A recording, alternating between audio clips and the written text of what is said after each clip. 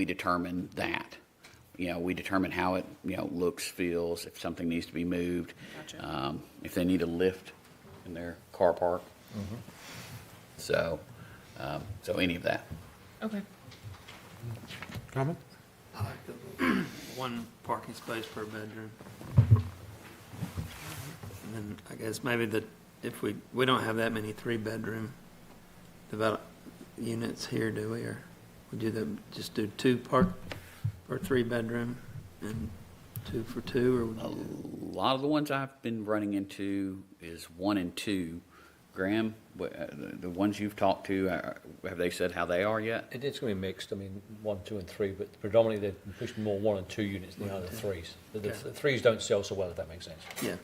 I was going to say, this may not be appropriate for this conversation, but my one concern with the green space is that currently there's no regulation to prevent cars from parking on green space. If you drive through residential development, Lake Forest in particular, there's cars parked all over the place, very unsightly.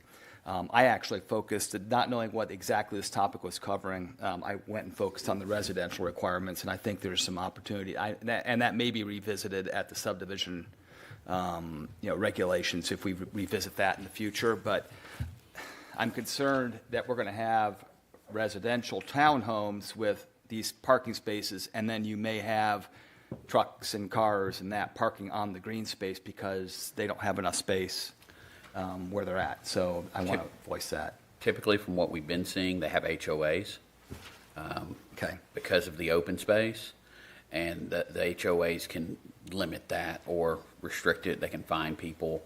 With the single-family homes, I think we did a pretty good job in the zoning ordinance, the one that's going to come up for vote for this year, to increase driveway capacity and garage accessibility for those that opt for garages, to try to prevent that, prevent from future parking on the grass. Of course, we can't go back and change the sins of the past, but we spent good couple months on that part, just working on the way it would work with the sidewalks and the driveway and how many cars you could fit in there. Right. And I do see encroachment. We did a good job a few years ago of clearing out vehicles that are parking on sidewalks, that pedestrians could use. I'm starting to see that again. I could bring that forward. I can make a phone call on the codes or whatever, but I just think I definitely feel like it's something we need to look at and to see, because I don't think it looks sightly for our city, and that's where I stand on it. I personally agree across the board, and would like to see something on paper so we can try and move forward. Okay. I'll work with Mr. Brown on something for a workshop. Any other questions or comments on this item? And our final item, bonds and letters of credit update. Ms. Williams. Good evening, Commissioners. You should have the bond list in front of you. It is current and up to date. And if you have any questions, let me know. Any questions for this item? With that, thank everybody for their time. Meeting adjourned.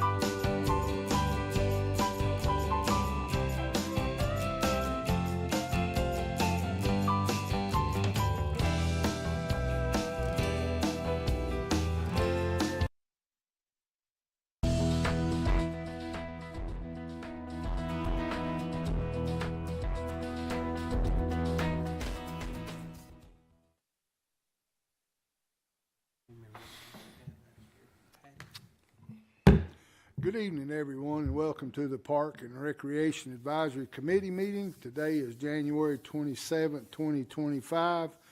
We do have a quorum, and I call this meeting to order. Our first order of business is to approve the minutes from the last meeting. I need a motion and a second.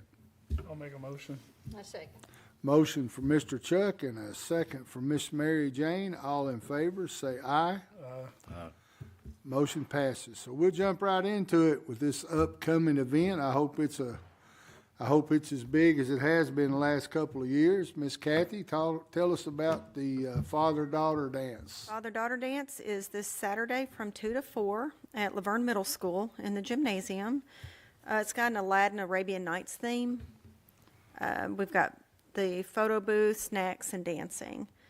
We did advertise it through the school. They have a digital website now for the students. So it went digital to email to the parents, correct? So it sends them a link, and then they can see the image and the information. So hopefully it will be as big as the last couple of years. To all the schools or certain schools? Certain schools. I can pick the schools that support LaVergne students. Okay. And there's no age limit? Correct. Everybody is welcome. No age limit. Everybody. Sons, daughters, grandparents, parents, everybody is welcome. And no fee. It is free to attend. Is the Mermaids going to make it this year? They are not going to make it this year, no. No. Those are a big hit. So how does that work? Just show, is it a admission at the door for, like, if I decide to bring my daughter? Come on, let's go up here. No, there's no charge. No Just charge, go in no and just- pre-registration. It is just show up and enjoy yourself. Walk-ins welcome. From 2 to 4. From 2 to 4, correct. That's something for it. Kevin, your daughter, well, your granddaughters too, would really enjoy this. This is and correct me if I'm wrong, Kathy, this is the one time a year that you can dress up. It is, yeah. Dress to the nines. You can. It's so cute because the little girls dress Yeah, up and the the little dads girl. dress up. Yeah. So we'll have a really nice photo booth that Bobby's making for us. So Yeah, it's always a big fun time. I wish I had a little granddaughter to bring. And you got several, so I got 2. So Got a grandson on the way. bring him too. Yeah, just and I'll bring you up to date on this. The father-daughter dance at one time, we had some people on the board that felt like it shouldn't be called father-daughter, that it should be called, I don't remember what we Winter used to formal. call it. Yeah. What was it? winter formal. Winter formal. Yeah. And you couldn't, 10 people showed up. So go back to the father-daughter dance and just put it out there that anybody, and I think I put it on Facebook, anybody and everybody, just, Any questions about that? And it won't be long, we'll be doing the Easter Drive again. Is that you, David? That is Kathy. Most of That this is stuff Okay. on here is Kathy. I was trying to make you feel important. That's all right. Hey, I don't mind them taking the lead. I'm good in the back row. So the Easter drive-through is going to be Saturday, April 12th. It starts at 10 a.m. While supplies last. Otherwise, it is 10 to 11:30. It will be like the previous years where you funnel into the main entrance at the park and we'll funnel you out through the back at the condos. We are going to invite other city departments to participate as well. So it's a fun time. It's been a great turnout every year. So We have this same conversation every year. It's organized. Every child, every parent, every grandparent is treated the same. It can be a little bit frustrating because of the traffic line. So anybody that's watching at home, or if any of y'all want to put it out there, get there early. last year the guys filtered the cars through the front parking lot pretty good to where we could keep most of the traffic off of that main road. So at least get them into the park. And I think that went well. And we It do did have go the, well. and we have the golden eggs. So there are still prize opportunities with a drive-through. And we got the Easter Bunny coming. We do. Any questions? Law, they done got us down here. We're gonna talk about the Fall Festival already. All right, Fall Festival. We wanted to discuss the music element of the event. So, trying to get y'all's opinion on this, because that's why you guys are here. The last several years, we've tried to expand, and you guys know 5 or 6 years ago, we started bringing in some higher named acts or some acts that cost us a little more money. We brought in Resurrection. They were here 1 year. Then the Eagle Maniacs came the next year, and then Resurrection came back. Prince came 1 year, Prince Tribute Band. And as a department, we don't feel like we're getting a return on our investment. As much money as we are tying up into that, we don't think the crowd's coming out to see it. So our question is, do we want to continue to move forward and explore something like that? And we have some figures that we can share with you guys. Or we feel like we are getting as much play out of some radio stations and a DJ being there as we are a band on the football field or a band relocated somewhere. So that's kind of, we wanted to open that up to kind of get a little feedback. I know several of y'all have attended, and you've seen our attendance on that.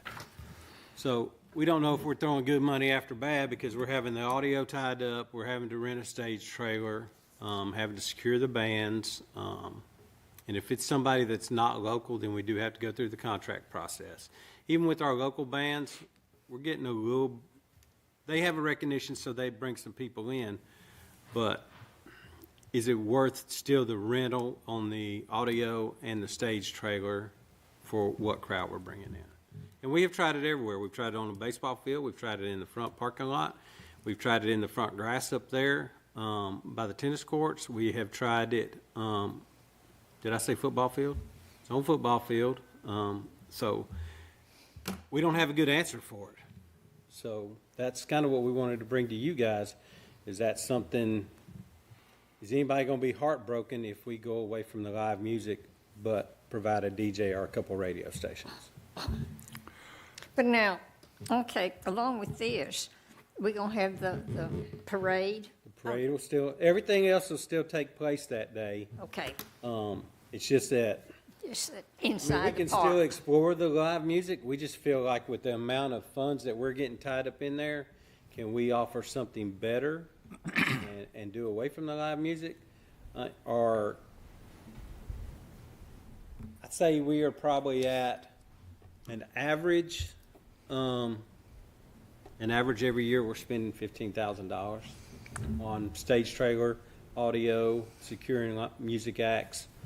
And then if we get a bigger name in here, I want to say several years ago, the Prince and those type tribute bands were probably anywhere from $7,500 to Prince was 9,000. Prince was 9,000.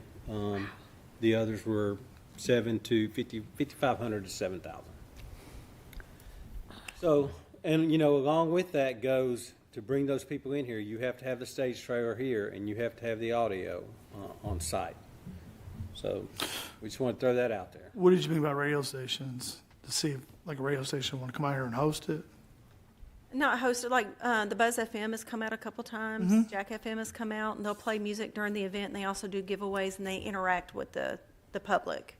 Yeah. So I you get the think- music aspect, plus you get interaction. Since there's not that many people, that would probably be the best way to do it with the DJ, and then they can play all different types of music. and- We had a DJ at the block party, and not many people visit the DJ. We get more response with the radio station and the giveaways. than Well, with that's the what I DJ. meant, the radio Oh, okay. station was it, because that's what they go with. Right, okay. Yeah, the radio personalities, DJ, come down and that would be better than the live. 'Cause like I said, that would be too costly. I mean, Right. in this way, like I said, they can play all the music everybody Well, likes. And with the radio stations, you buy a package and they advertise for you. So it's not just them coming, they actually advertise our event on the radio. Yeah, that's what I was fixing to ask. So it's part of a package deal. So, I think that might be the way to go. yeah, I mean, last Well, year, We don't know what to do because we've explored every avenue, and this goes back 8 or 9 years ago to when we brought the Willis Clan in. I don't know if you guys remember, the Willis Clan had a reality TV show.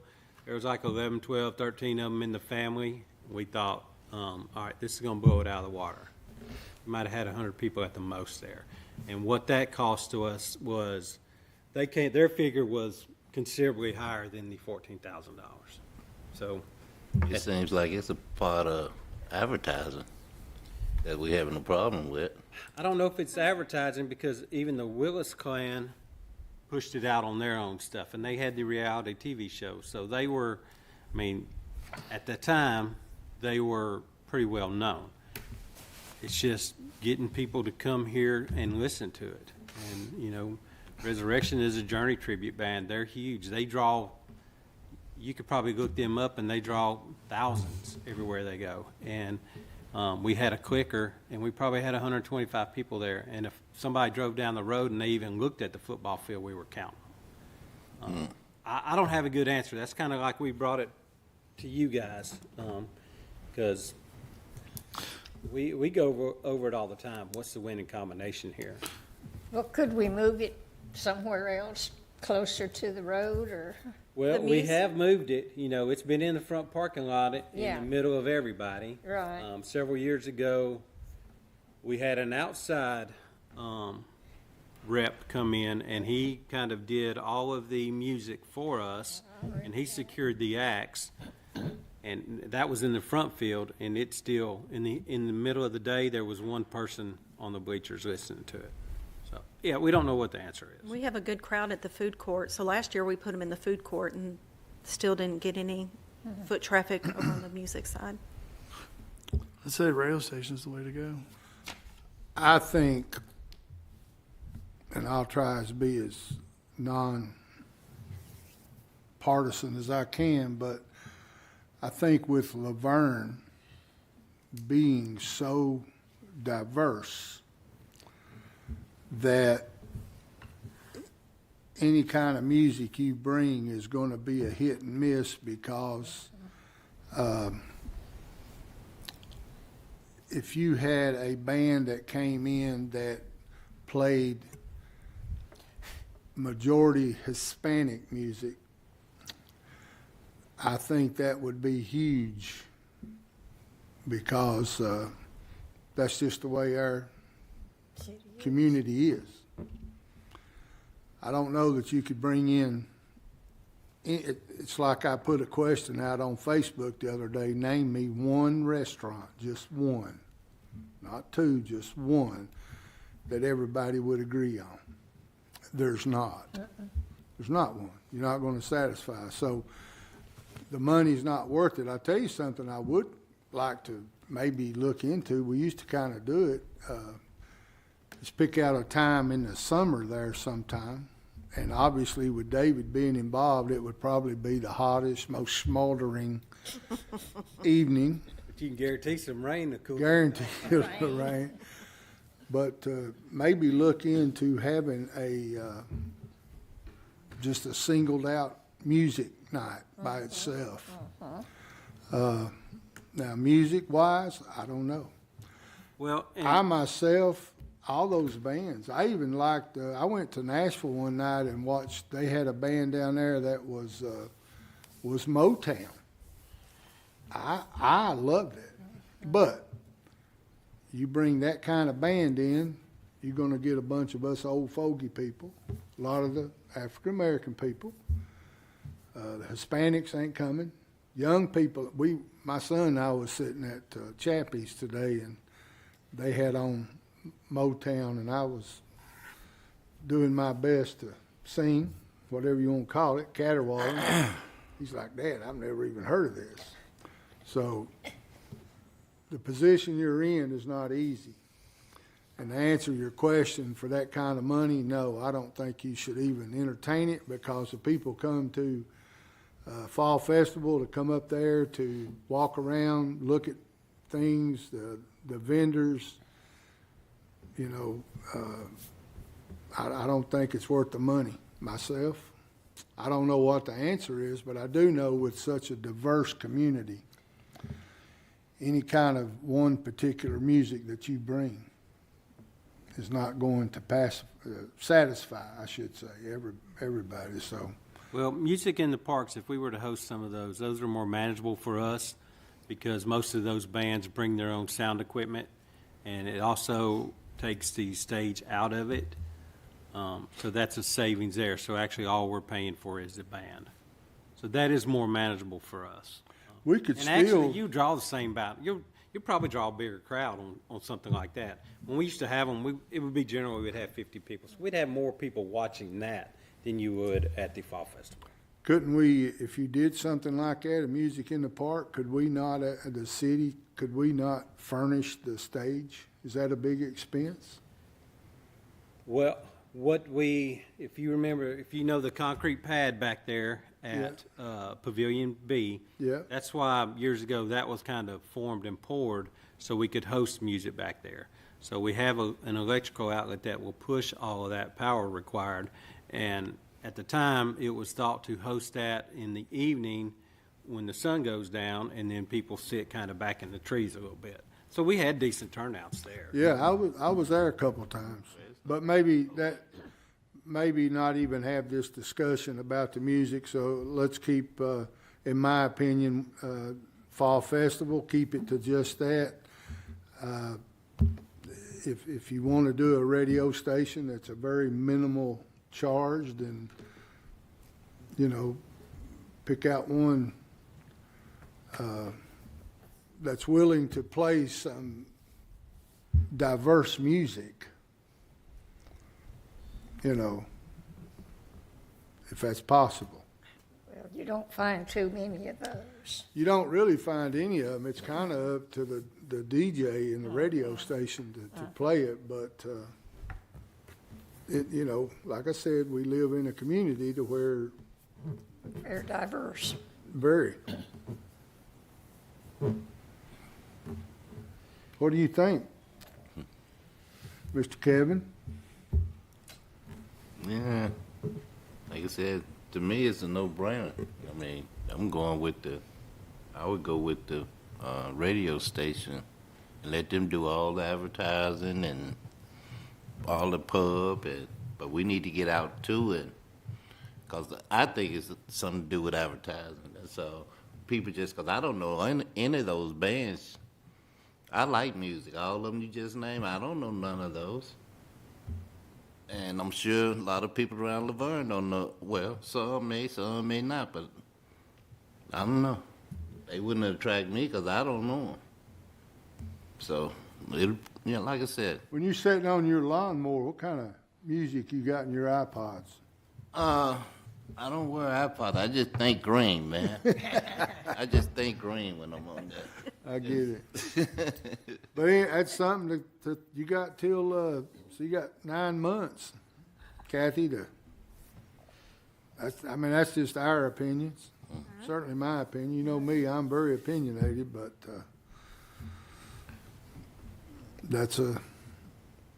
and it seems no matter how hard you guys, how much heart and time you put into this, you're not going to make everybody happy. It's not going to happen. All right, any more discussion about the Fall Festival?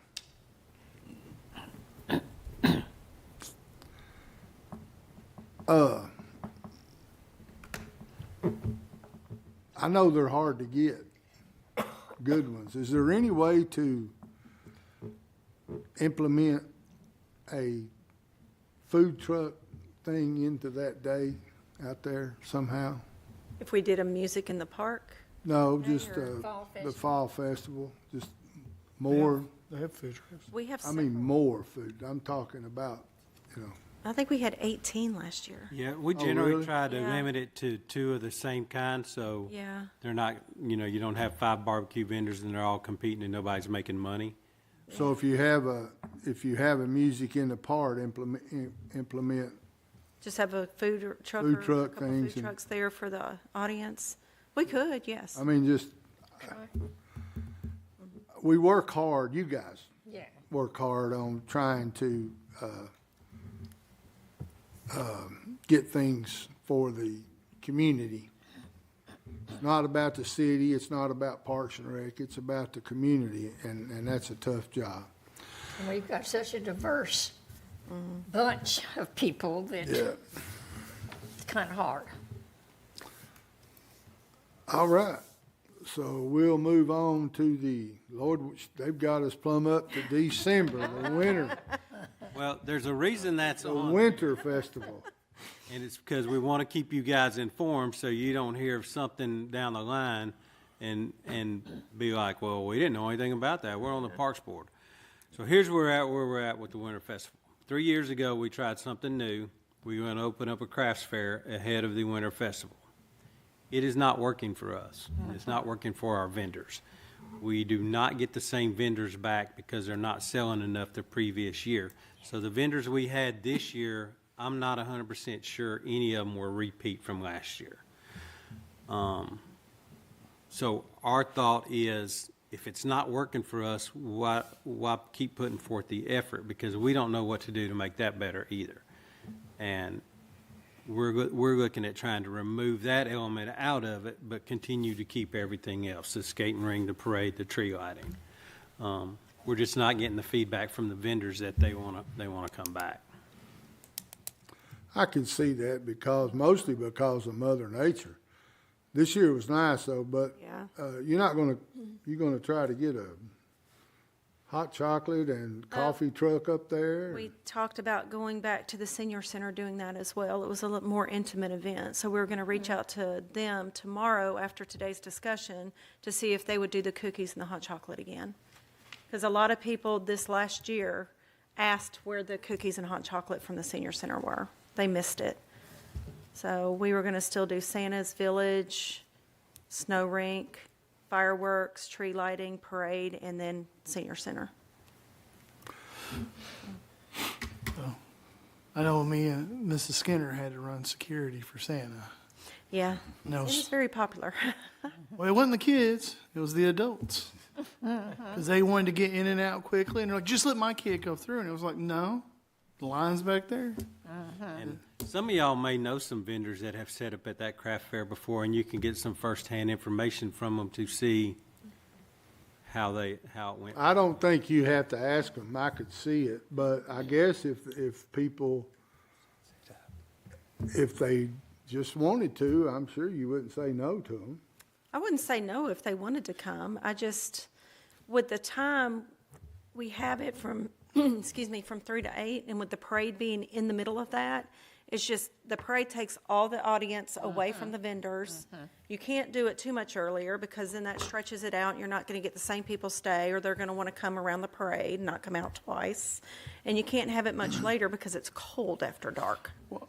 One thing I've noticed, it seems like we're getting the wrong vendors.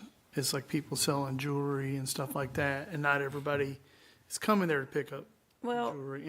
And I don't know how to fix that. I'm just saying, like, Right. it just seems like it's the wrong group of people coming it out. was originally plugged as Christmas gift items. Every item they sold needed to be a Christmas gift or Christmas-themed item. It could be Christmas wreaths, so forth. We had those the first couple of years, but without the sales, they didn't come back. Yeah, So at this point, it was, okay, if you want to attend, you're more than welcome. yeah. That's all I'm saying. It just, I Yeah. remember, I went through all of them and looked at them, and I'm like, Yeah, yeah. so, Hot chocolate and cookies is good with me. But I think if there's some way that we could have it like indoors. I know it's, yeah, with the snow rink being in the park, it limits us to being able to move it anywhere else. Right. And that's part of the festival. Yeah. As we had discussed that as well. okay. Speaking of the snow rink, Andrew, you were probably up there quite a bit. How'd it go this year? We actually had probably 450, 500 participants this year, so it's definitely increased from over the previous years. So we got a lot more traction this year, and we did keep it open a few extra days back in beginning of January that we did have some families come out and use it that time also. So that's something we'll definitely do next January also, probably. Sad to say, I didn't. We didn't see you out there. No, I couldn't hardly walk. But yeah, we definitely had more participation this year than we've had in previous years. Yeah. Did Kevin come up and put on a display, or? No, I was out of town. He was out of town. I was out of town. I was coming though. I'm gonna put you on the spot. Miss Hope's already told me to put you on the spot for putting her on the spot about singing. You didn't get her to sing. No, but I didn't get none of this. Okay, any more questions about we'll be talking about this as, the year goes along, but every year I say the same thing, man, it'll be, I know it's January, but all this stuff will be here before we know it. All right, so I guess we'll move on to soccer. Who's that? I'm gonna turn that over to Andrew, but we hit you with two things that we're removing. Hopefully, he can shed some light on what we're gonna be adding. You're taking the ball away? What's that? So you're taking the ball away? Oh, they didn't renew their contract, the baseball, softball league. No, I just meant like, Oh, no. He's got good news for you, hopefully. So about a week and a half ago, I've been in talks with a organization to be named at a later date, but they are excited about coming to LaVergne to host youth soccer on our baseball fields in the outfield. They have approximately 12 to 18 teams where they're operating right now, and they're running out of space. So if we can, or we're going to get all the legal work done, but we get the legal work done with the city, hopefully by August, we'll be able to have soccer August through October over at Veterans Park. So we're definitely moving forward once we get all the paperwork finalized on that aspect. I just got an email from them today saying they were excited about coming over here. So they're established, and they got a good name in the community, and I think it'll be a great fit for our city. When he says 12 to 18 teams, that's what they currently have, so they are out of space. Yeah. But they will also open that up. It's local here anyway, but it'll be pushed out to LaVergne families also. I think their concern is they're going to be scrambling to get coaches, because this is going to blow up. It's going to blow up on us. Oh, it's gonna explode. So, before I start asking all my questions, y'all go ahead. No, I'm not a big soccer fan, but I do get to come sometimes and watch them play. And I think if we can get somebody up here, we got kids that want to play soccer. Miss Mary, what I know about soccer, you could put on the end of that ink pen. But what I know about kids and soccer, you couldn't fit in this building. Oh, no. So we looking at particular ages? So right now, they currently operate, I believe, from 3-year-olds to 10-year-olds. So that's the foundation they're working with right now. Maybe in the future, they might be looking to expand, but at the moment, that's their age demographics. And that fits perfect for the park because we don't have a full-size regulation soccer field in LaVergne that the city owns. So we're able to utilize our baseball fields with those age ranges. So that's a great, that makes me think of a good question, or I think so. Does like a 3 and 4-year-old, do they play on a smaller field than a 10-year-old? Yes. I don't know. But it's just different dimensions for your age brackets. Even the goal sizes are different for each age division. And I'm sure you all have talked about it, and I usually keep up with this, but I kind of been out of source. What's your tentative plan for the parks up there? As far as soccer goes, As far as fencing and, they're going to be playing on our existing baseball fields because, the current league didn't renew their contract. So we have an organization, a homeschool organization that's going to use a couple of fields on the front. This organization seems to think they could use two fields on the back, possibly 3. We may dedicate one whole complex to them so we can kind of rotate them in and out so they're not beating the field up all the time. But according to him, he thinks he can get at least 2 junior-sized fields on one outfield. So you plan on using front and back baseball fields Yes. until we get an RFP out for baseball and softball, or what? Somewhere down the line, this organization may step off into that also. So Okay. we really haven't kind of in the department discussed the baseball, softball because we knew it wasn't coming this year. So our main attention turned to soccer. Okay. If we can get soccer in here. I don't have an answer to baseball, softball. I don't know if that's ever going to be successful here. I just, it's hard for the Parks Department to say that, but I don't know what the winning combination. I think it's a realistic statement, David, because of, because of our diverse community. And soccer is, where it's at, but I think, maybe instead of us going chasing it this time, I think it'll come to us. Well, the one good thing I will say about soccer is, as far as our department goes and their organization goes, there's way less moving parts to this thing. We don't have to track money. We don't have to chase money down. They don't have to wait on us to prep fields, so it takes a whole lot of that legwork out of it. They don't host tournaments. They don't turn a profit. They don't owe us any money. We don't owe them any money. It's just kind of more like a partnership that's working together instead of us having to schedule our staff 3-4 weekends out of the summer to host tournaments. This kind of take that out of it. And I think our community is going to get a way bigger benefit on the front end for trying to make soccer work than it would be at this point with a baseball, softball league. Not saying we want to get away from that. At some point, we'd definitely like to revisit it. We'd almost have to. But in our tenure here, it hasn't been very successful. So they're gonna furnish their own goals, their own striping? So what we've discussed currently is the materials that they have now. If they were to come in the fall, they would have their own goals, and they would initially line out the fields themselves. Our staff at the park would come back in and paint the fields weekly, but they would be supplying the product this year.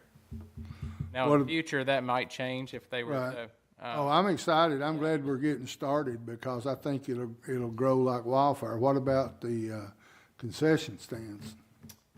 They do not have any concession stands usage, so they come. So all you gotta do is open up the bathrooms. They come in, this organization has a paid representative that stays on site with all teams, coaches, the entire time that something's happening.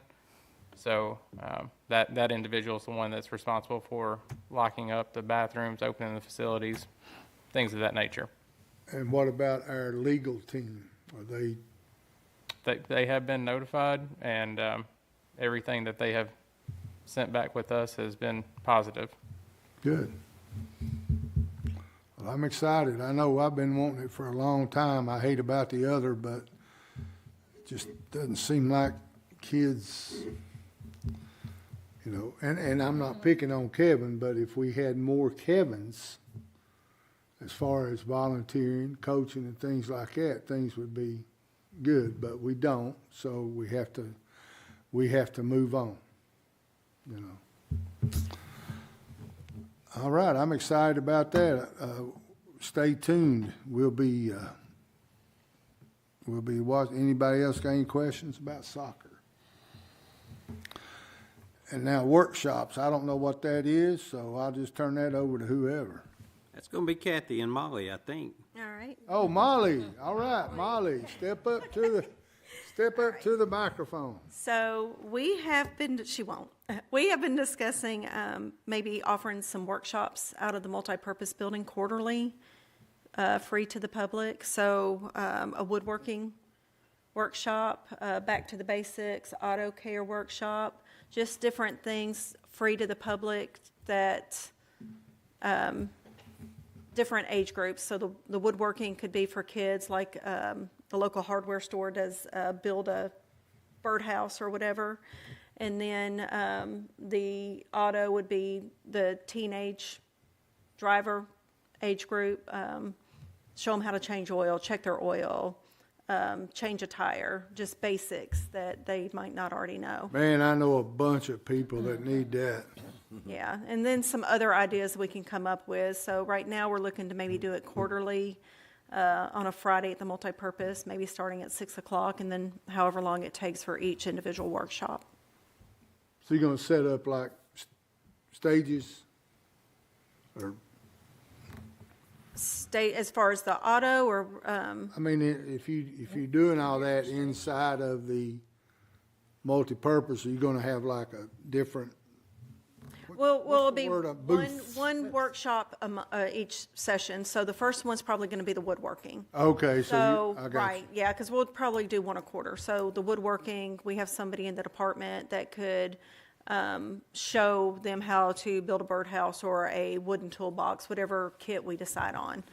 And then the next one, somebody else, it would be outside, so that one's not going to be in March, with nicer weather to show how to do maintenance on a vehicle, just for the ones that have never been shown that would know how to take care of it themselves. And You then got people lined up for these things? we haven't, this is the first, we've looked into it, but we've not talked to the public about it. We're bringing it to you first. Oh, I bet there'd be several people that would volunteer to even the high school and, yeah. We have the city mechanic, he's agreed to do the basic auto. Thomas, that's a good one. And one of our staff can do the kind of wood shop.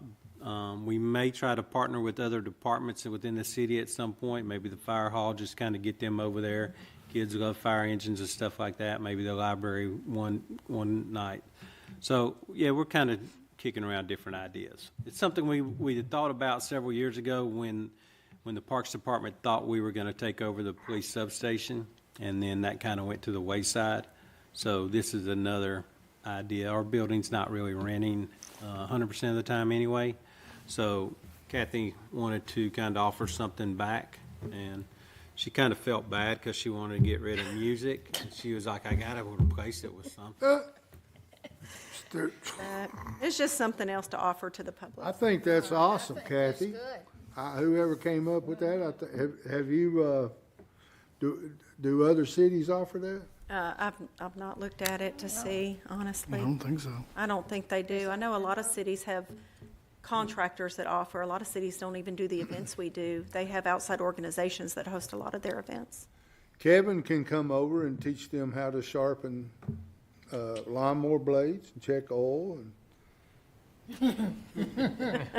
I'm gonna keep you busy. Yeah, I see.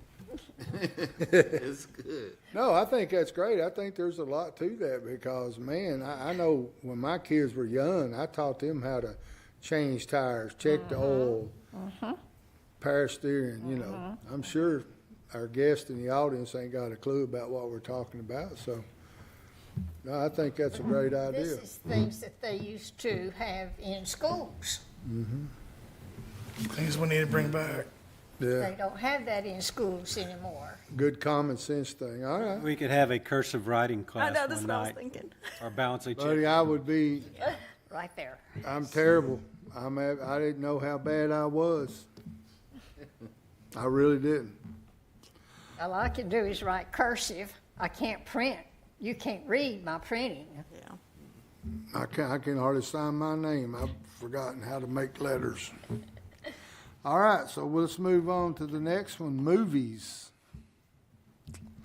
Okay, so because of the weather with our movies having to cancel for wind and rain, yeah. we have purchased a drop-down movie screen for the multipurpose building. So we're going to start hosting movies out of the multipurpose building as well. Well, that'd be great. And we'll probably start with maybe a summer series like we did a few years ago for when the kids are out of school, maybe one a month, for June, July, and August. Can we put some stuff to help with echo in there? Baby steps. We got a movie screen. I don't think that stuff's that expensive. Yeah, the acoustics in there is not good for music, Yes, but, you know, people just, you know, Yeah. So, that's great. That's Yeah. awesome. It's a good idea. I'm just saying, like, Yeah. play a movie, get a bunch of kids in there. Oh, I know. We've had it at the school the last couple times, but it is, so, it's such a big gymnasium, and for the crowd that we get, we can easily host them out of the multipurpose building. Do you get a big crowd? I mean, last time we got about maybe 40 people. So there again, this is just my opinion. You can run with it. I think you should pick out a movie that is in Spanish and make sure we get it advertised. And the Hispanic kids, parents would come to that, because even though the kids speak English, the parents do not, but they're the ones that have to get the kids to the movie. And they're not going to bring them if they don't understand them. And I think that it's time that we start catering to the diversity of we can't do it for everybody, because we probably got 25 different ethnics in the city, but I'd like to see our children, and I think it'd be a good place to maybe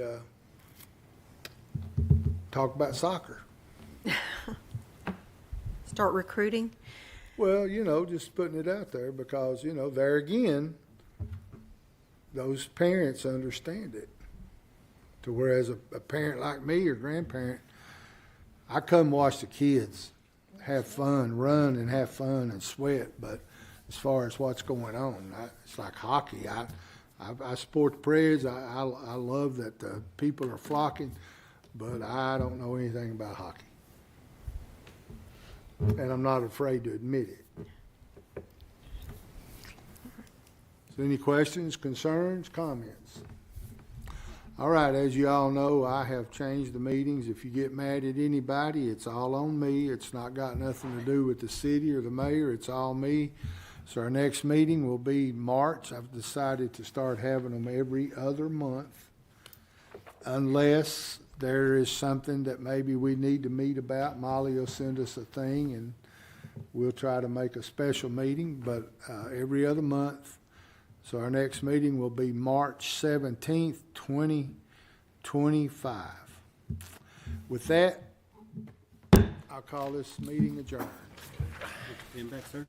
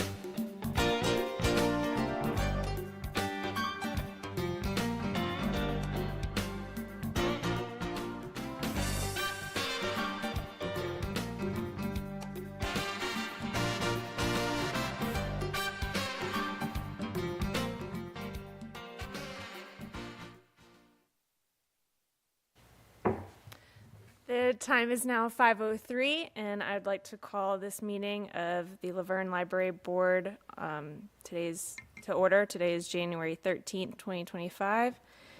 Our first order of business today is our board appointments, and as I am not your normal host this evening, I would like to open the floor to any nominations for a board chair. I'll nominate Glenn back to chairman for rejoining the board. I second. Okay. With a motion to nominate Glenn and a second, all those in favor say aye. Aye. Any opposed say nay. The ayes have it. Glenn, congratulations, and you can take it away. All right. The next order of business is to appoint a library board vice chairman. And do we have any opening nominations?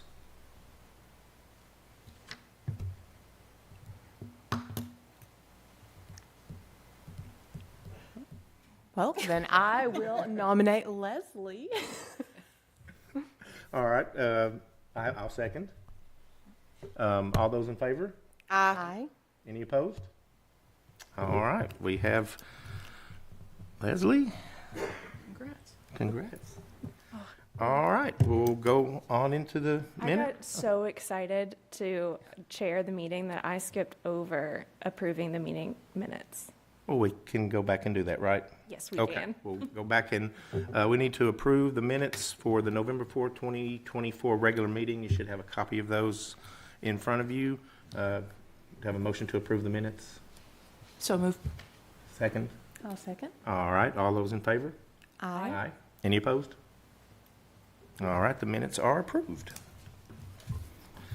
We'll move into FYI and updates, and we'll start with, I'm glad we started with that one and get it out of the way early. Absolutely. The vandalism that we had on December 13th at the library. And do you want to go ahead and just talk about that? I think you tend to know a little bit more about it. I'll just start, and then if you could fill in for Okay. me. So on December 13th, most of you have heard or have read about the vandalism and break-in that we had at the library. It started around 9 o'clock PM. and yes, in the evening on that Friday night, and our visitors stayed with us until about 2 a.m. 2 a.m. Yep. The most damage that was done was to the back door. A very large stone was thrown through the door, skidded across the floor, and hit our circulation desk. And I'm going to let Glenn, because Glenn pulled the footage for us, which we really appreciate, and we appreciate all the great cameras that we have in there. So Glenn, if you'll just fill us in with just highlights. Yep, he came in that door. Well, he walked around the library for a little bit, just looking around, and then he broke the door at around 2 and came in, and then looked like he apparently went over into the gallery area and slept for a while, because he didn't show back up until probably about 1:30ish. And then he just roamed around the entire library, opening every drawer at every circulation desk. He tried to get into the back offices, but they were locked, and he didn't try to break anything. Luckily, he just went on his way. And then he went out the double doors to the lobby, and he tried to prop the door open. And little does he know that the stopper on that door is not good, and unless you wedge it in a certain area, that door will shut. And so he went to the bathroom, and the door shut, and it auto locks. So he locked himself out, which I thought was nice. And so he tried to get back in. He ended up going out the hallway, exit door, walking all the way back around the library, coming back in the back door, went and got his stuff, left through the front doors of the library, and then went over to the 7-Eleven to apparently try to steal candy bars. So, pretty lucky that that's all that happened. Yes. You know, he was in there a long time and could have done a lot of things. So, and as part of that too, we have a quote already for a burglar alarm at the library. We talked with Donna about that. It's, I think it was about $5,000. Yes. It came in a lot cheaper than we expected. So we'll be moving forward with that just as soon as we get all the approvals and things like that done. So.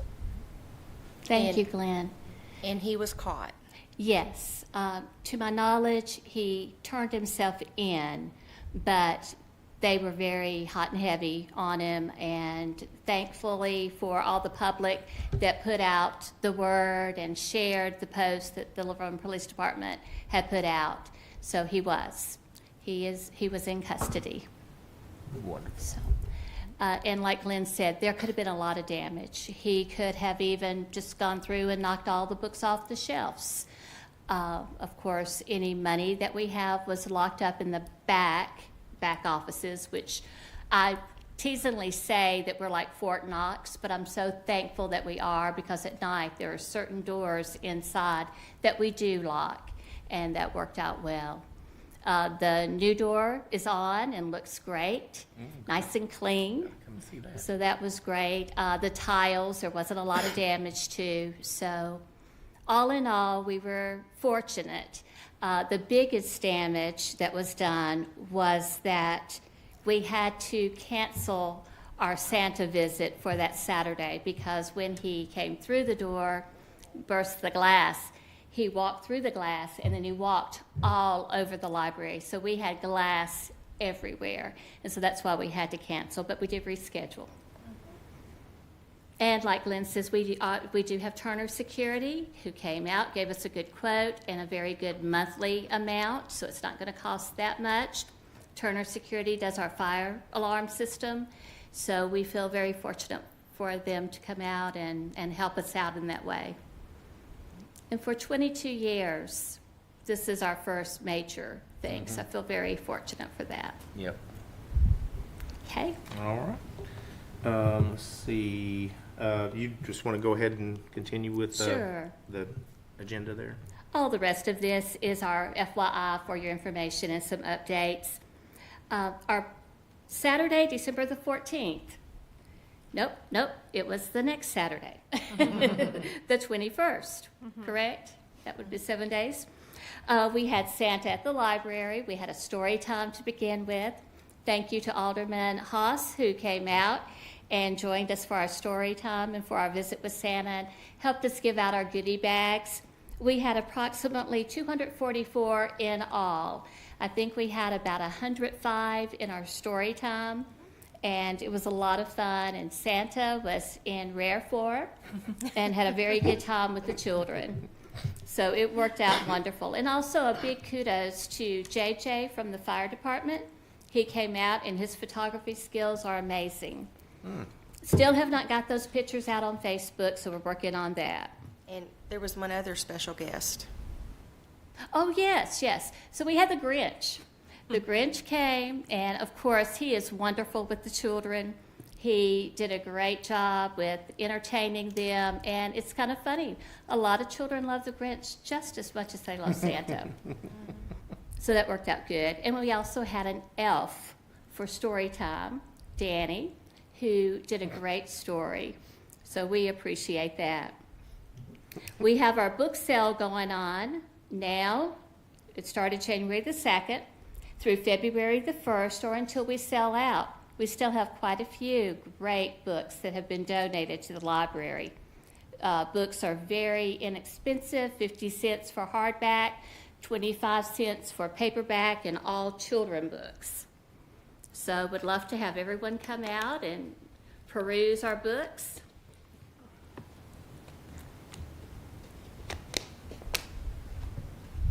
I apologize. The next thing I want to talk about is story times. We have been going back and forth with our story times since Miss Lorna has retired, and we do not have a youth services coordinator. So it's been a little bit difficult. On Mondays had been just our homeschool story times, and we would have various ages in there, so it was very tough to stick with like a specific science or math or something of this sort. So we have decided that we are merging the Monday and the Wednesday story times. Now, Wednesdays was preschoolers, Mondays was homeschoolers. So now we're going to have on Wednesday at 10 a.m. all together now. So I'm going to be doing a family story time. And the Wednesday story time is one that I had started after Lorna left, or I had taken over. And it works out really well. We're going to do a lot of intergenerational activities. We're going to do stories, music, movement, arts, crafts.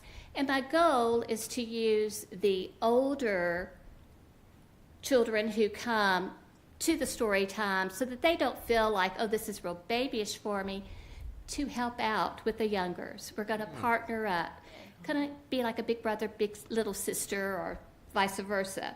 So I'm looking forward to that. I love the theme all together now, because that seems to be a big theme at the library. We have families who come with a baby all the way through 12-year-olds, and they may be homeschooling. And so you have all of those ages in one room, and you're wanting to reach each one. So it's going to be challenging, but it's going to be fun. We are sticking with our books and babies, though. That's Miss Sherry's story time. That's on Thursdays at 10 a.m. It's for ages birth to 24 months. This is a lap sit program. I say lap sit very loosely because they are all over the room. But it's so much fun. And it's just introducing early literacy. She uses a lot of nursery rhymes, a lot of poems, music, movement, very short board books, and just a great way to set examples for the parents on how to read to their children, even to the little bitty ones. And it's a very popular program. And then I wanted to just bring it here because it's in February and we won't see each other again until March unless you come over to the library. We're going to have a special program called Dinosaurs in the Library. I had Struts Entertainment reach out to me back in November, and they are going to be in Middle Tennessee. They have 4 realistic, kind of short size, but realistic looking animatronic dinosaur puppets. And so they teach in a very educational, fun, and high energy way. So we're looking forward to that program. We're doing it on a Tuesday night so that we can possibly bring in more families. And that will be February the 4th at 5 p.m.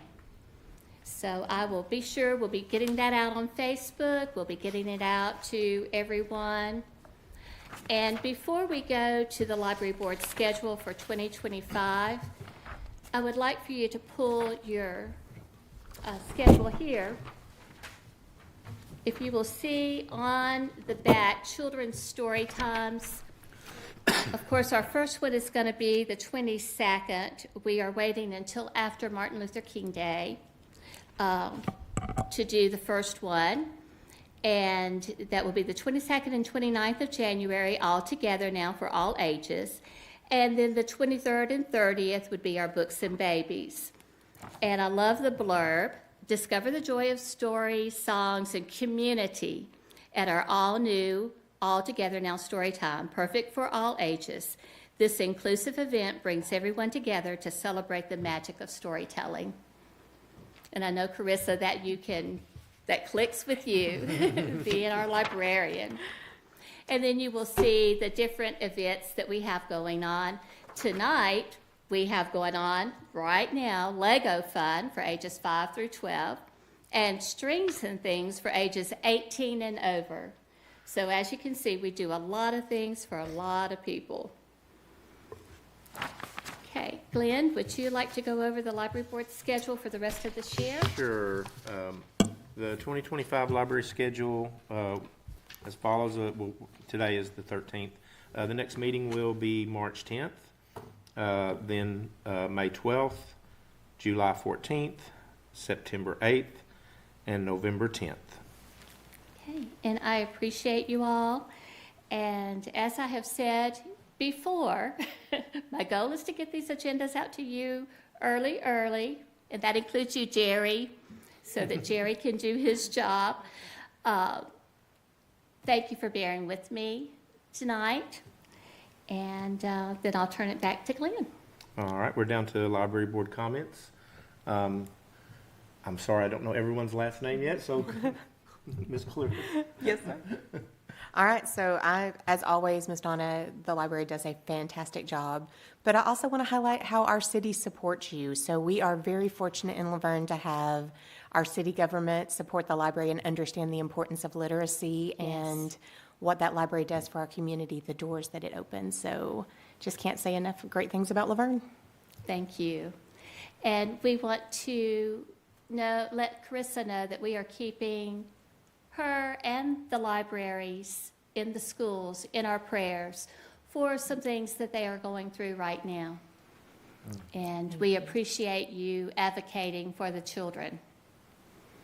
Thank you. Alderwoman Haas. This is my first meeting. I look forward to joining the library board and joining the events at the library. I had a blast at Santa. Good. And the reading, I don't think I can do the babies, but the older kids and stuff, I'm looking forward. And of course, being Right. retired gives me the flexibility to come out and do things. So I look forward. We look forward to seeing you. Thank you. I wanted to first of all say that I'm first of all, I'm very sad about what happened with the vandalism and the break-in and everything, but the resilience that the staff has shown is very impressive, and I just wanted to acknowledge that. I know, having experienced something like that personally, even at work, it can be jarring, right? Yes. And emotionally, so just wanted to acknowledge that. And then I also wanted to say, lately I've been mainly using, electronic books from the library, but I had to come in and renew my library card, so I better show my face, right? And I just wanted to say that it was delightful. I mean, all I did was go in there and renew my card, but, Great. just the smiling faces and friendly folks were wonderful. So thank you to the staff for that as well. And thank you for telling us this, because sometimes we don't get to see how the interactions are, even though I know we have a fabulous staff. So that's always very meaningful. Thank you. Sure. I'll just say I'm just tickled to death to be back on the library board after sitting out the mandatory 4 years. And thank you all for electing me the chairman. I appreciate that. And just looking forward to a great year, and I know we'll have it. Absolutely. All right. Anything else? You get the gavel.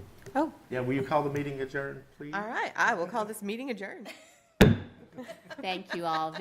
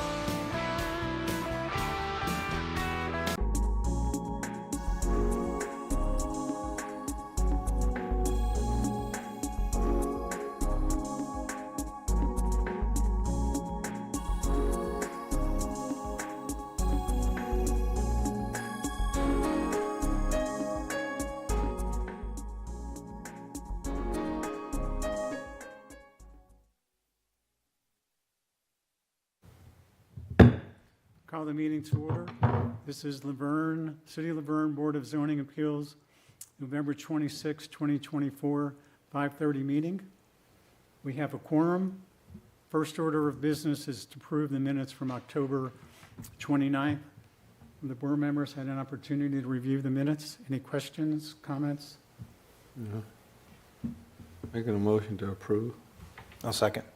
All in favor, say aye. Aye. Aye.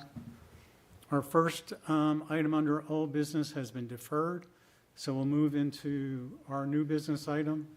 This is a request for height variance, property located at 102 Cheney Boulevard, tax map 18P, Group B, Parcel 6, R3, high-density residential zoning district, property owned by George and Christine Nasser. Staff, can we have an update? Yes, good afternoon, everybody. Mr. Logan is not here tonight, so I will be sitting in for him. With this item, the applicant is requesting a height variance since the current limit for height is 35 feet in the R3 district. This item is regarding an apartment development consisting of 80 units that corners both Cheney and Old Nashville Highway that you can see on the image here. This is just a little bit more zoomed in aerial image that you can kind of get an idea of where the apartments will be built here. The current zoning is R3, which is why this applicant has requested a height variance since it's going to be over the 35-foot limitation that's currently in place. As you can see here, this picture is looking down Cheney with Old Nashville off in the distance. So the property where the apartments we built are on the left side there, where it's heavily wooded. And this is just another image of the wooded area that is proposed to be developed. On the screen here, we have the site plan showing the proposed apartments. I'll kind of skip down here so we can see an overall view of the layout. So as you can see here, it's showing 4 buildings, and I believe it consists total of 80 units.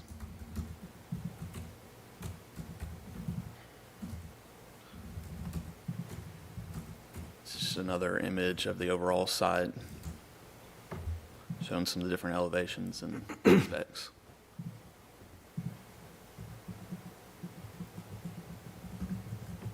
This item is also on tonight's Planning Commission agenda, I believe, for the plat and site plan approval. So I just thought I'd mention that. I don't believe planning has any comments, and I think that concludes the report. Thank you. Do we have a representative present for this meeting? You come up to the podium. You raise your right hand. Do you swear to tell the truth, the whole truth, and nothing but the truth? So help you God? I do. You'll state your name and address for the records. Scott Williams, engineer, 4530 Anna Lee Way, Knoxville, Tennessee. Any comments you want to add to what we've heard? No, just the lower 2 buildings are the 2 3-story buildings that we're asking for the variance on. The upper 2 buildings are just going to be 2-story buildings, so they won't require it. Besides that, we hope to build a good product here that y'all be proud of. Members, any questions for the applicant? What'll be the height of rather than 35 foot? The apex of the top of the building is 47 feet. So the 3 stories are the typical, probably about 35-ish for the actual ceilings to the top ceiling. I think they're doing 9-foot ceilings on each, and then you gotta have a couple feet for all the HVAC and everything. So. And what is the purpose of just doing the bottom 2 rather than the I guess from the picture of the north 2? It's density.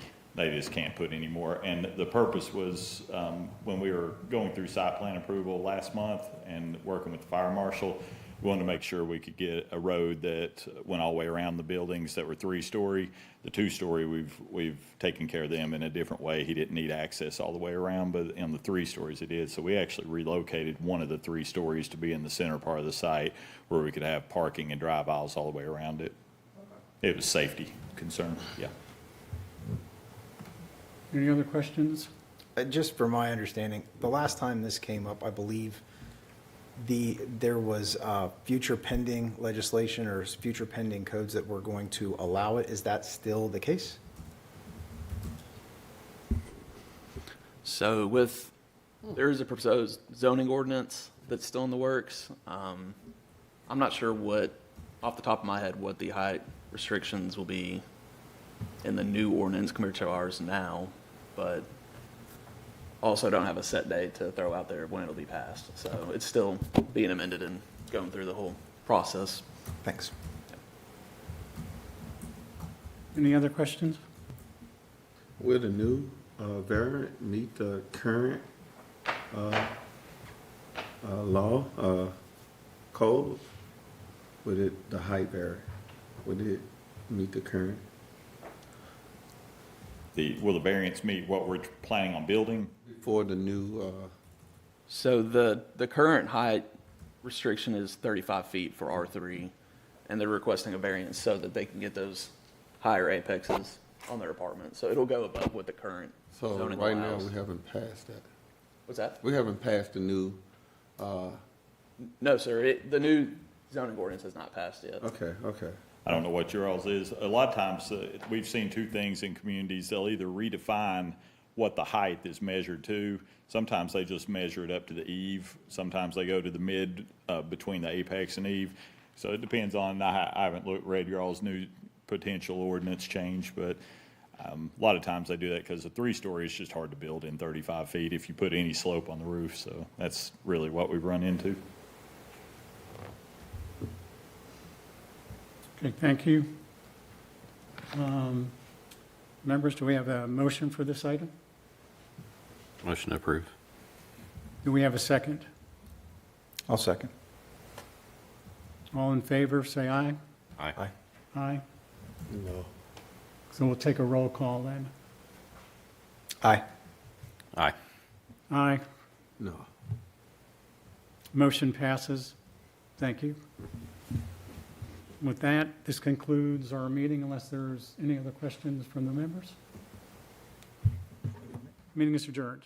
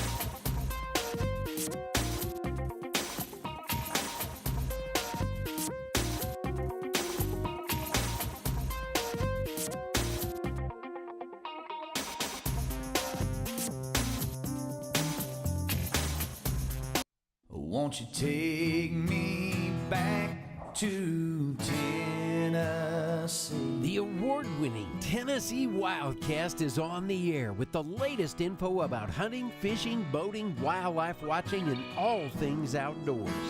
This episode is brought to you by GSM Outdoors, whose vision is to preserve the sportsman's legacy, fuel innovation, and enable the next generation of outdoor enthusiasts. Think outside. That's where you'll find us. Now, make welcome your host, Jason Harmon. Hello, everybody, and welcome to this edition of Tennessee Wildcast. We're glad you're tuning in. Thanks for watching. Thanks for listening. We got a great show lined up for you today, and we got a full house here in Studio B in Nashville, Tennessee, and Mr. Matt Cameron is helping me co-host. How's it going, Matt? Man, this is the warmest I've been in 2 weeks, bro. It's like it's been single digits. Yep. And in this room here, we're all nice and cozy. So, man, I'm here. I'm ready. You got a cold joke for us? Man, I talked to my friend who lives down in Louisiana. Just tried to duck hunt last week, and they had all that snow. He said the ducks came in, and it was cold. They turned around and started flying back north for the winter. And he said some of them tried to land, they froze to the swamp. But when they got up and tried to fly off, they took the swamp with them. So now they ain't got a swamp left to hunt. Crazy. Wow. Yeah, that's some crazy stuff happening around here these days. Yeah.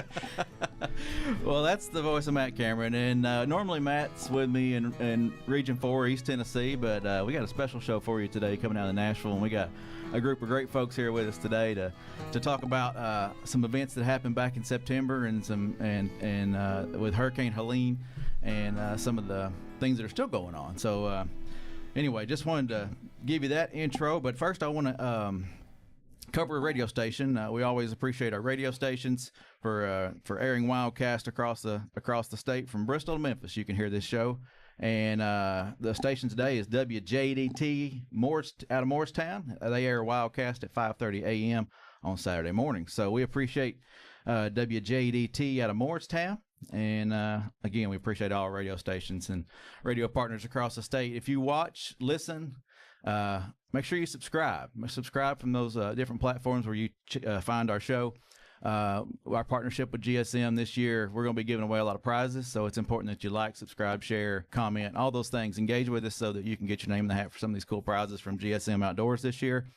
And check out all those brands at gsmoutdoors.com.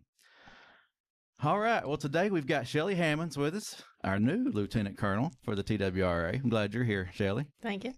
We've got Jeff Prater, and he's our Region 4 Lieutenant out of East Tennessee. Justin Pinkston, Wildlife Officer in East Tennessee, and then you've heard from Matt already, our Communications Coordinator and Officer out of East Tennessee. So we're happy to have you guys here with us today and excited to have this conversation and just reflect on some of the events back in September and just kind of get it firsthand from you all and share it with our Wildcast audience. But you all recognize that a commission meeting for in Memphis with the Valor Award, all four of you, for your efforts in the rescues and things that happened in during those events of Helene. So thank you for your service. Thank you for your sacrifice. Appreciate that very much. Yes, sir. Let's kick it off with Shelly. Shelly, you just recently took the promotion for Lieutenant Colonel. Yes. And you've had a lifelong career with the agency in many different aspects, different positions, and just share with the folks a little bit about your career and kind of how you got to where you are today, and then we'll dive into some more stories and things. Okay. Well, I started out in 1997 as a county officer in Rutherford County. And right here in Middle Tennessee. Yes. All right. Yep. And about a year after that, I was able to transfer back home. I'm from East Tennessee, and I was able to go to Cott County, where I spent the next 16 years as a county wildlife officer. You know, I was blessed with a lot of good people to work with, a lot of good people that trained me. Mm-hmm. My old partner in Cott County, we were partners for, golly, 10, 12 years maybe. Yep. And Give him a shout out. Scott Hollenbeck. Yeah, he is a legend. He is a legend. And, you know, God blessed me with a lot of good people in my life to help raise me to where I am, I guess. Yeah, you know, yeah. Give me things that I should never forget. And so then I promoted to the regional lieutenant position in Region 4. And in 2020, I was promoted to the major position, and then just recently, Lieutenant Colonel. Very cool. Very cool. Are you the first female lieutenant colonel for the agency? Yes. Yeah. I think that's awesome. Working your way up, and it's very cool for you to achieve that position. And you're a great influence for the agency and all those people who work under you, and a great leader. So It's kind of you to say. Thank yeah. you. Congratulations. I can remember back when I first started with the agency, looking back at some old Wildside footage. I believe you were out working some bear hunts and things like that. So we have to dig that footage out, Todd, and add that. Please, by all means. But so that was, those were cool things to look back on and see you working out there. I didn't get to work beside you in many events, but, good work. Thank you. Thank you. I've had the time of my life. I can tell you that. She's got some other special certifications that you would think wouldn't play into being a wildlife officer, or much less a major or lieutenant colonel. But talk about the other certifications you got really quickly. Don't spend too much time on it. But I think that helped you get into the coordinating a lot of our training and just helping us be more effective as wildlife officers and sometimes rescuers in the agency. Yeah. Sure. Yeah, I have a registered nursing license and also a paramedic license. So. And 2 master's degrees. Yes. And a wildlife. You're just gonna pull it all out of her. But man, she's gassing her up, man. Yeah. She doesn't need that, but I just want y'all to know that she went above and beyond to get to where she's at. She didn't just do the status quo and get promoted. She's the real deal. Think a lot of her as a sister. Mm-hmm. We pick at each other quite a bit, and yeah, I'm usually on the other end of that.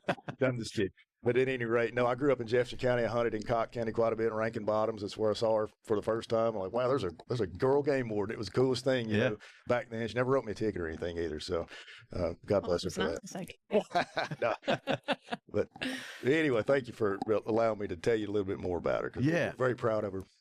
Well, thank you for pulling that out, those little tidbits out. We needed to share that. While we're doing it, let's just go ahead and jump into Jeff. Jeff, tell us a bit about yourself. We need to get a little full background here. I don't want to skip anybody. Yeah, so I started as a part-time boating officer back in 2001, and I'm from Middle Tennessee as well. So I was on Center Hill Lake for a couple of years before I hired in full-time. Went off to Carter County to start my full-time career. Stayed in Carter for about 1 year. When I got off probation, I transferred to Washington, stayed there for about 9 years. Mm-hmm. When we restructured in 2012, I became a sergeant in District 42.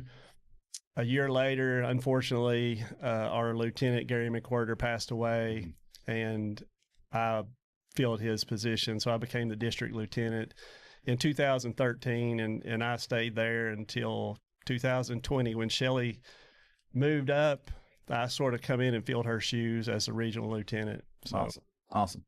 Well, thank you for your work and your dedication to the agency. Justin, tell us a bit about yourself, and then we'll jump into some of these stories and stuff. So I started in 2019, so I'm on my 6th year. I was hired to Jefferson County. I'm from East Tennessee in Greene County, so it's nice to get close to home, but not right back in home. Yeah.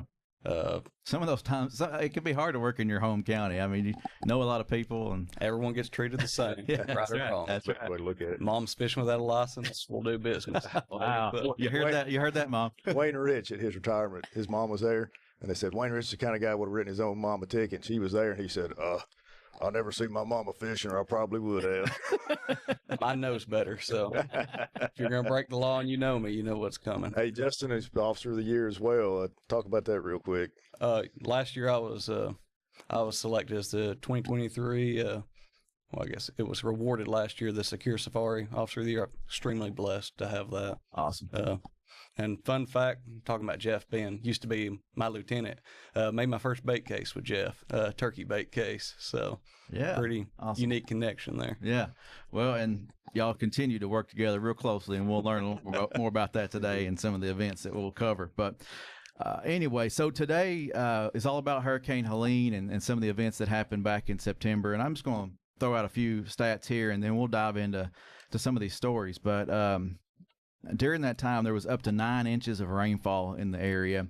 The Nolichucky reached a flow rate of 84,000 cubic feet per second, which is typically around 500 to 600. The river was estimated to be rising at 2 feet per hour. Close to 1.3 million gallons of water was pouring over the Nolichucky Dam each second. The quick rise in the water level surprised a lot of people, leaving a lot of people stranded. And that's what we're going to kind of cover today. these folks that are in front of me played a huge part in rescuing a lot of people. And we're going to hear those stories today and touch on some of that. But if you want to see some of the more longer stories or full video and some of the stuff that we've put out about this, you can visit our YouTube page and see some of that intense footage of these rescues. We'll also have some of that on this show, so if you're watching, you'll be able to see some of that footage. But our TWRA officers go above and beyond and stepped up in this event and have saved a lot of lives. And Matt, I'm going to turn it over to you and let you kind of kick this off with that first rescue that you'd mentioned that you wanted to cover today, and kind of get it started there, if you don't mind. I will. I'll probably pass the mic rather quickly because it's all, and you're going to hear this a lot. There was a lot of divine intervention that played out that day to make things work out for God's glory and for our good and for the people that we were sincerely trying to help. So when I arrived at Dave Fender Road, and they'll have to tell you how we all kind of ended up at that spot, these three were already gone in a boat making their second trip to go after somebody. And you talk about a feeling of disappointment when I saw them leaving. I call it the shoreline, but this is a field. The flood had backed up into these people's farm right here. They're leaving to go back out. I'm like, I'm supposed to be in that boat. Why did I not make it? Why did I tally? Whatever.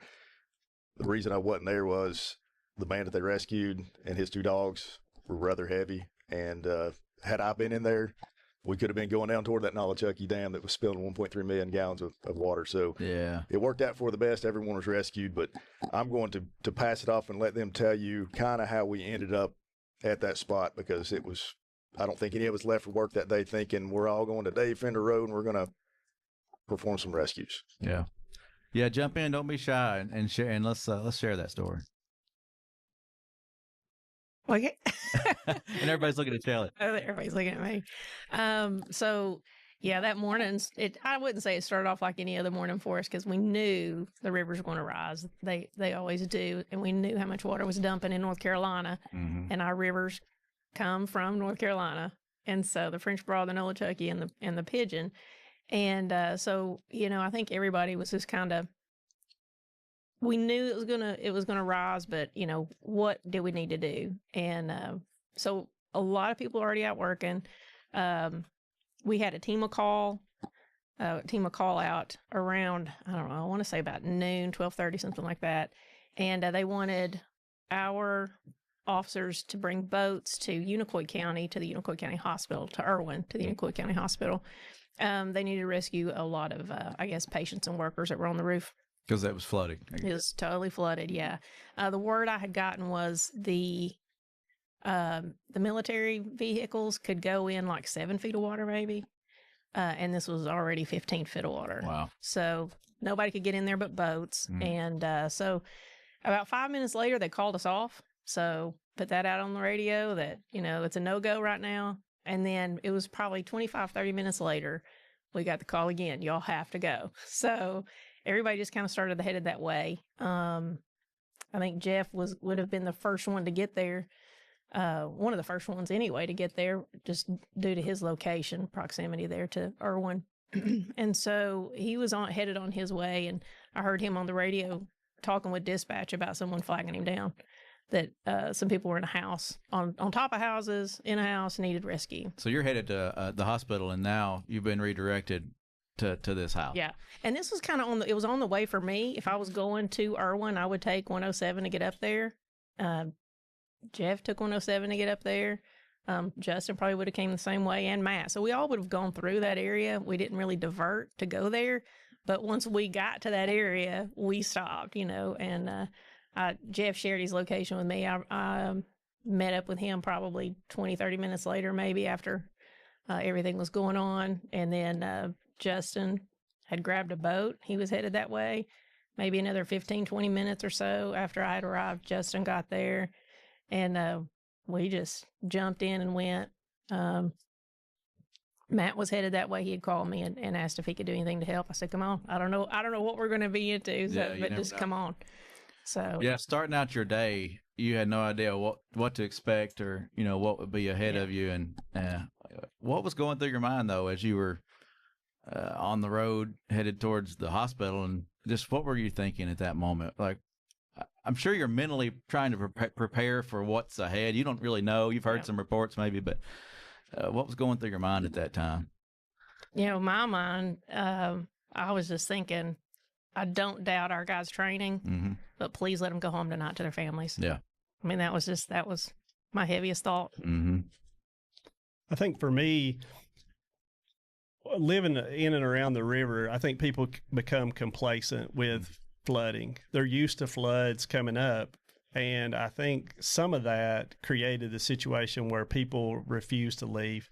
And so I was sort of thinking about, this is just probably going to be one of our average floods. I didn't think it was going to get to the extent that it did. And of course, I was headed down Highway 107 toward the hospital, and I got flagged down by a car.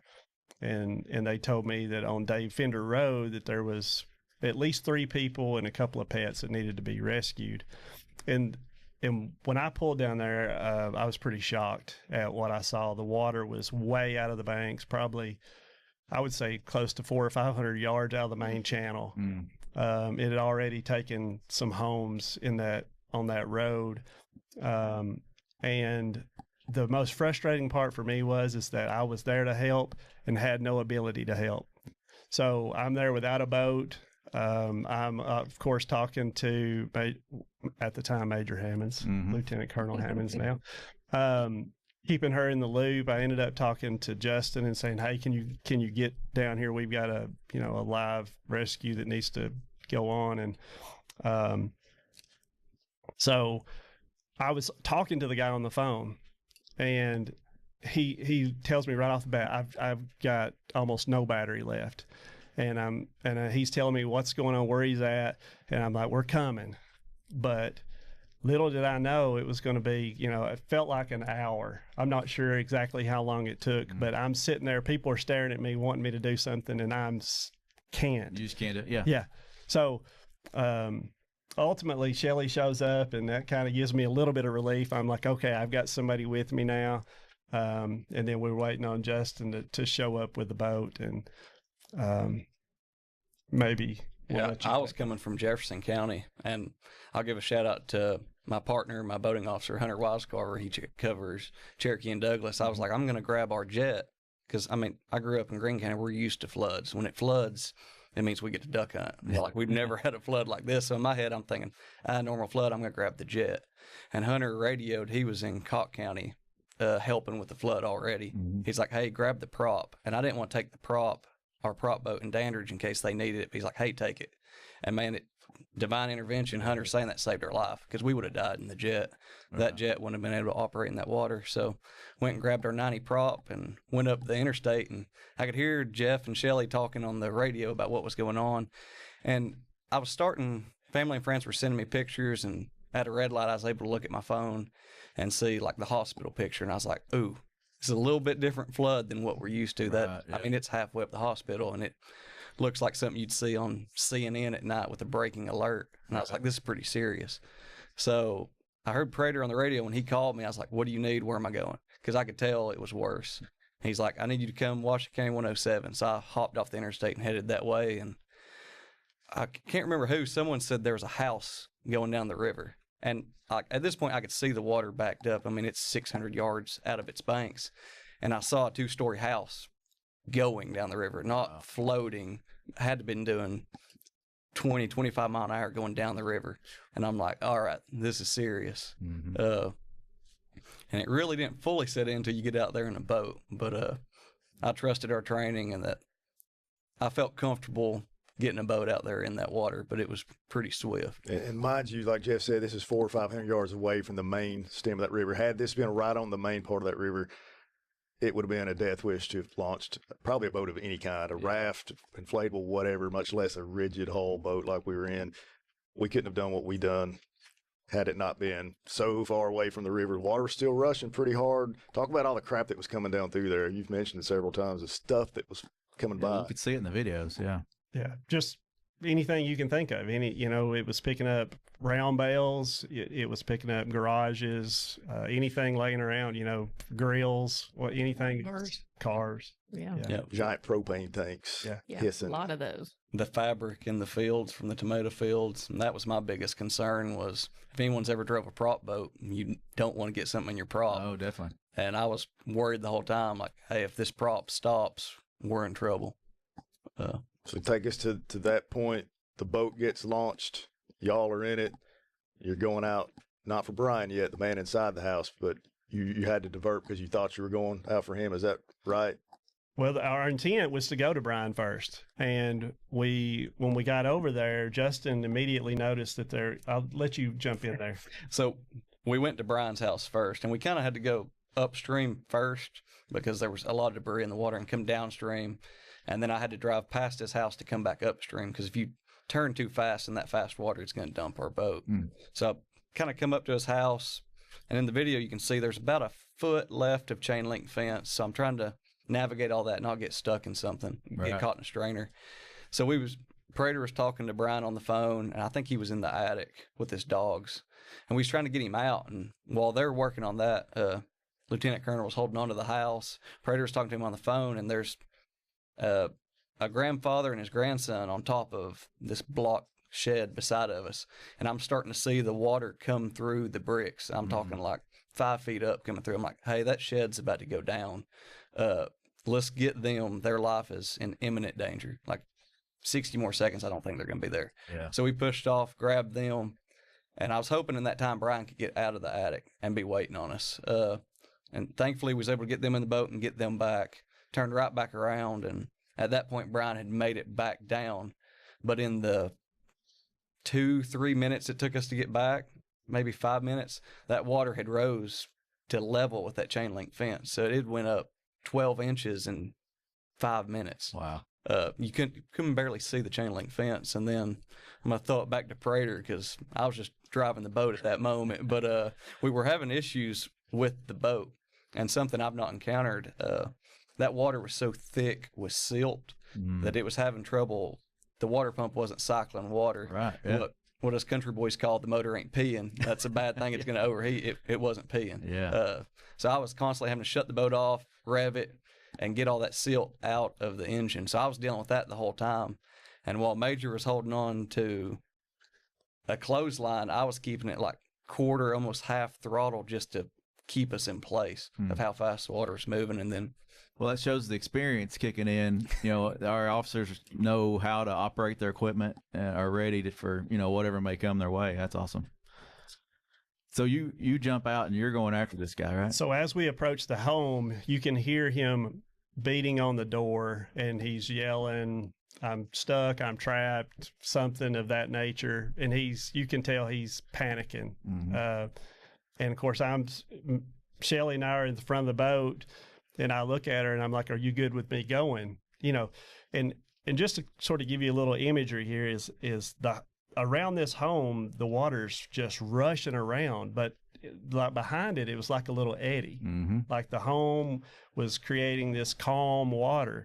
So when I got in, I'm thinking, easy, right? I'm just going to walk over here to the door. I'm going to get him, and we're going to go back to the boat, and we'll go to the house. Yeah. Right? Well, it's not exactly the way that worked. As I got over to the doorway, just trying to see what was going on with him, I reached up to try to grab the door to get into the home, and the whole door frame and everything came out on top of me. And behind that was the couch and everything else in that room. So it's sort of, I'm trying to walk on water, and I'm not doing a very good job of it. And it sort of flushed me back maybe, I don't know, maybe 20 yards. And what I haven't really told a ton of people, except the people in this group here, is there was a piece of like wrought iron furniture that was in that room. Maybe I sort of think of it as something a plant would sit on. My bootlace got hung around that, and it was holding me and trying to drag me. So I'm sitting back trying to get my lace off that stool or end table, whatever you want to call it. Yeah, whatever it was. Yeah.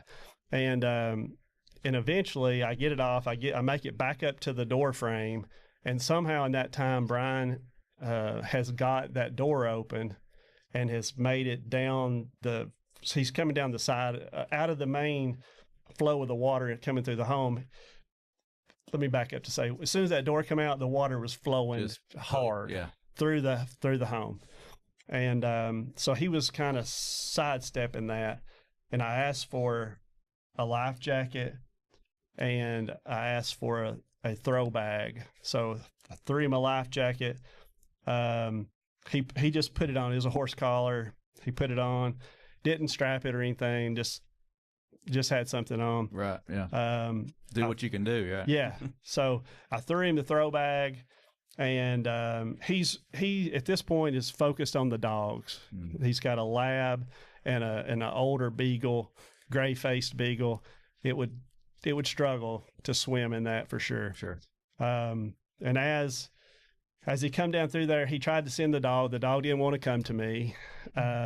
So it swam down, turned around, went back. And so he sent it back. And when it come by me, I tried to grab it, and it made it by me. Wow. So I had to swim over and grab it. I took it over to the boat and threw it. Justin grabbed it and threw it in. And all the while, Shelly is hanging on for dear life. Right. So holding that boat in place. Don't minimize anything that she did. Yeah. She absolutely held us in place. I know Justin was bumping the motor, but at one point it died. So she was vital in this whole thing. Like one hand on the piece of pipe clothesline and one hand on the boat, like holding at times the entire boat. Yeah. Yeah. To that house. So. Yeah. Like and super we'll let you talk about that. It's on video. You can see it. So he comes down with the second dog, the older beagle, and it's got a collar and a leash, and he's kind of reaching out and said, do you have it? Do you have it? Well, I grabbed it. I couldn't reach the dog, so I grabbed it by the collar, and I thought, when it goes down, I'll just pull it to me. Well, it slipped right out of the collar, of course, and it goes under, and I just take off swimming. Takes me a little bit longer to catch up with that dog, but I get to the beagle, and I'm working my way back over to the boat. And at this point, Brian has made it to the doorway, and he's stuck. And I'll let you jump in again, Justin, here. Well, we're going to pause right there because we're going to run out of time, but we're going to do another show. This is some great information and stories, and we want to keep sharing this. And we're going to do a part 2 if you guys will stick around for a part 2. Absolutely. And we'll continue the story. Don't be checking your watch. We'll pick this story back up. I appreciate everybody tuning in and watching and listening today. Keep coming back for part 2 for this show, and we'll see you next time. Stay connected with TWRA by visiting our website at tnwildlife.org and follow us on Facebook, X, and Instagram. Join us as we celebrate 75 years of conservation in our great state. You can invest in Tennessee's wildlife future by purchasing a license at GoOutdoorsTennessee.com. That's GoOutdoorsTennessee.com.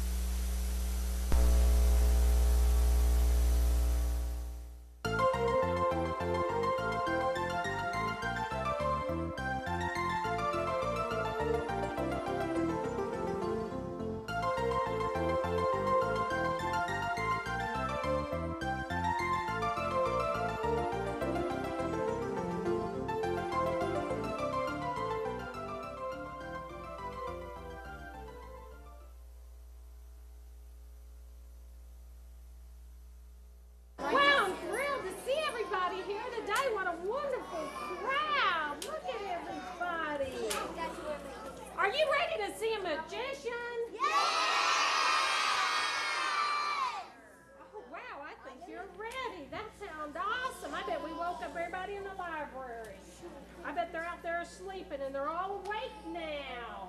Well, this summer, remember our theme is what's cooking at the library. So let's all scream as loud as we can on the count of 3. What's cooking? And we'll see if Bruce Amato comes out and performs some magic tricks for us. So help me count. 1, 2, 3.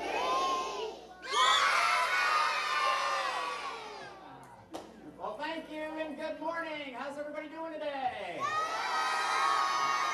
hey, let's try that one more time. How's everybody doing? Welcome to the library and welcome to the magic show. My name is Mr. Bruce, and by a show of hands, how many have ever seen me perform before? Raise your hands. Oh, that's good. Hands down. How many don't know who I am? Raise your hands. That's good, too. Hands down. How many don't know who you are? Raise your hands. Hey, we're going to have an awesome time today. Our show is called Imagine That. What's it say? Imagine That. In a few moments, we're going to take a little magical journey and investigate some fun and important things and what it takes to use our imaginations. You know, every day we use our imaginations, whether we're playing or whether we're working, but when it comes to reading, do we use our imaginations? Well, of course we do. And today we're going to have some fun with our imaginations. But first, if you see something you like, clap your hands really loud. It shows that you're having fun. Let me hear you. All right. Number 2, if you see something that is funny, they want to make you laugh or giggle, go ahead and laugh and giggle, okay? That's good. Don't hold that laugh ring because you might explode or something, okay? So, anyways, you know, to start the show off today, I thought I'd give everybody a little test. Now, I brought along a little bag. This is called a do-nothing bag. Anybody know why we call it a do-nothing bag? It doesn't do a thing. But today it does serve a very special purpose because on one side, the bag has white spots and it's blue. The other side is white with blue spots. Now, in the bag here, there are 2 handkerchiefs. Let me show you. The first one here happens to be white. Now, this used to be blue, but I bleached it white. Then I got another one right here. This one is blue. This used to be white, but I dyed it blue. And then, of course, the inside of the bag is completely empty. Well, right now, we're going to see if we can work a little magic this morning. We're going to see if we can change the colors of the handkerchiefs. Do you think we can do it? Yeah. All right. Well, we're going to give it a try. All I want you to do on the count of 3 is yell the magic words. Imagine that. Are you ready? Here we go. 1, 2, 3. I'll give it 2 taps. 1 for hot, 2 for cold. All right. And when I reach inside, let's see what happens. You're not going to believe this. It's changed colors. Look at here. Do you remember the white handkerchief? Well, look. The white handkerchief has changed to blue. And the blue has changed to white. Oh, you're not going to fall for that, are you? I tell you what, let's try one more time. All right. Wiggle everybody out. Just wiggle your fingers toward the bag. Everybody say, imagine that. I'll give it 2 more taps. 1 for hot, 2 for cold. This time, the handkerchiefs will be covered in spots, just like the bag. Here we go. Look at this. This is so cool. You are not going to believe this. Look at here. They are covered in spots. Look at this. The white handkerchief, check this out, is now covered in white spots. And the blue one's covered in blue spots. You're not going to fall for that either, are you? I'll tell you what, let's try again. Everybody wiggle your fingers toward the bag, and I want you to say, imagine that. Imagine that. One more time, we give it 2 taps. 1 for hot, 2 for cold. Let's see what happens, because when I reach inside here, oh yeah, it has worked. Because remember the blue handkerchief? Look, the blue handkerchief is covered in white spots, and the white one is covered in blue spots, and give yourselves a hand. All right. Uh-oh, we got a problem. We're missing a spot. It must have fallen on the floor. Wait a minute, let me check the bag. Maybe it's inside here. Oh, here it is. Would you like to see it? Yeah. It's actually a pretty big spot. In fact, the only spot that's in the bag here happens to be my dog spot. Everybody likes to see, so give yourselves a big hand for helping me out there. All right. Hey, we're going to have an awesome time today, and right now, I need to borrow a volunteer. I need to get a girl up here to help me. Somebody with a big smile on her face. Let's see here. Hey, would you like to help me? Come on up here. Let's give her a big hand. Here she comes. Right over here. Come right over here. How you doing? What's your name? Lexi. Give Lexi a big hand. All right. Now, Lexi, you got a big audience here today, and it's hard for everybody to hear you talk, so you got to speak up real loud, okay? All right. So, Lexi, are you having fun? That's good. You like magic? Do you like to read? Do you like the library? Do you like to say yes? That's what I thought, okay. Hey, I gotta tell you, I chose Lexi because she looks like she has a good imagination. But not only that, I bet she loves helping Mom and cook at home. You like to help Mom cook? Have you ever baked cookies and cakes and things like that? Well, this is great. Well, today, I thought it'd be fun to let Lexi here bake everybody here a great big cake. What do you think?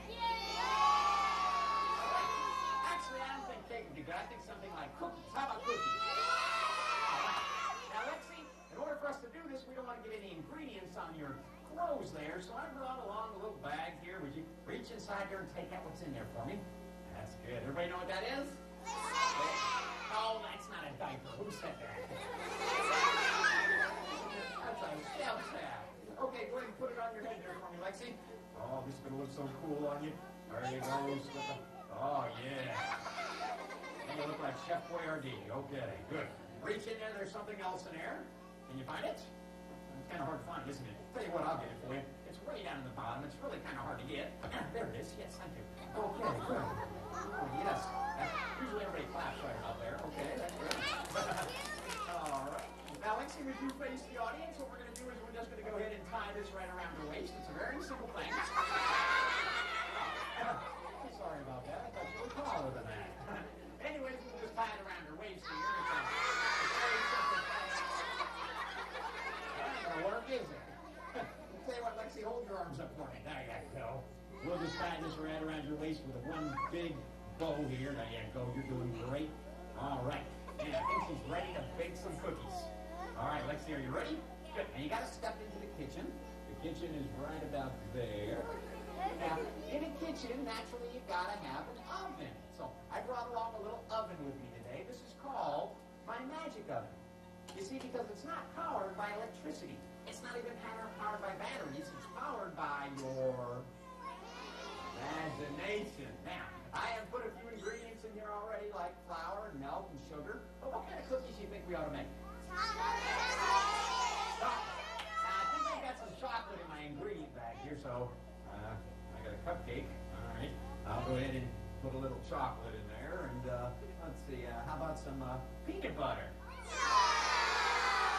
This could be good. This could be chocolate chip peanut butter cookies. Perfect. Not a problem. We'll just...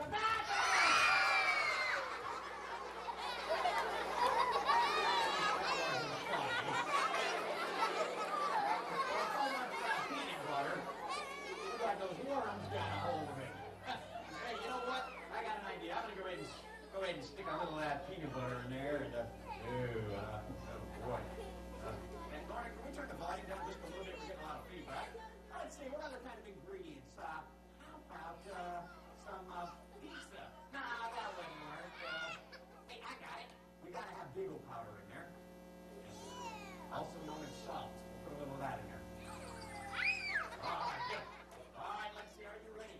We're now going to do the magic. All of you need now is a magic wand, so I believe I've got one right back here for you.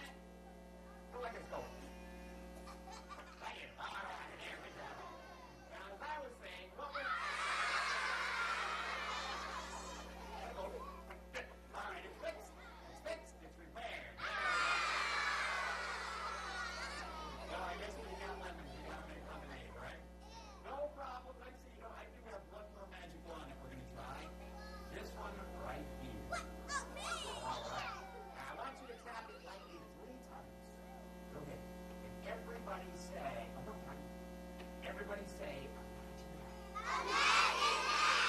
those magic words are pretty powerful in more ways than one. Lexi, I'd like you to open up the oven and show everybody what you have done. Go ahead. Let them see all the cookies there. There's the start.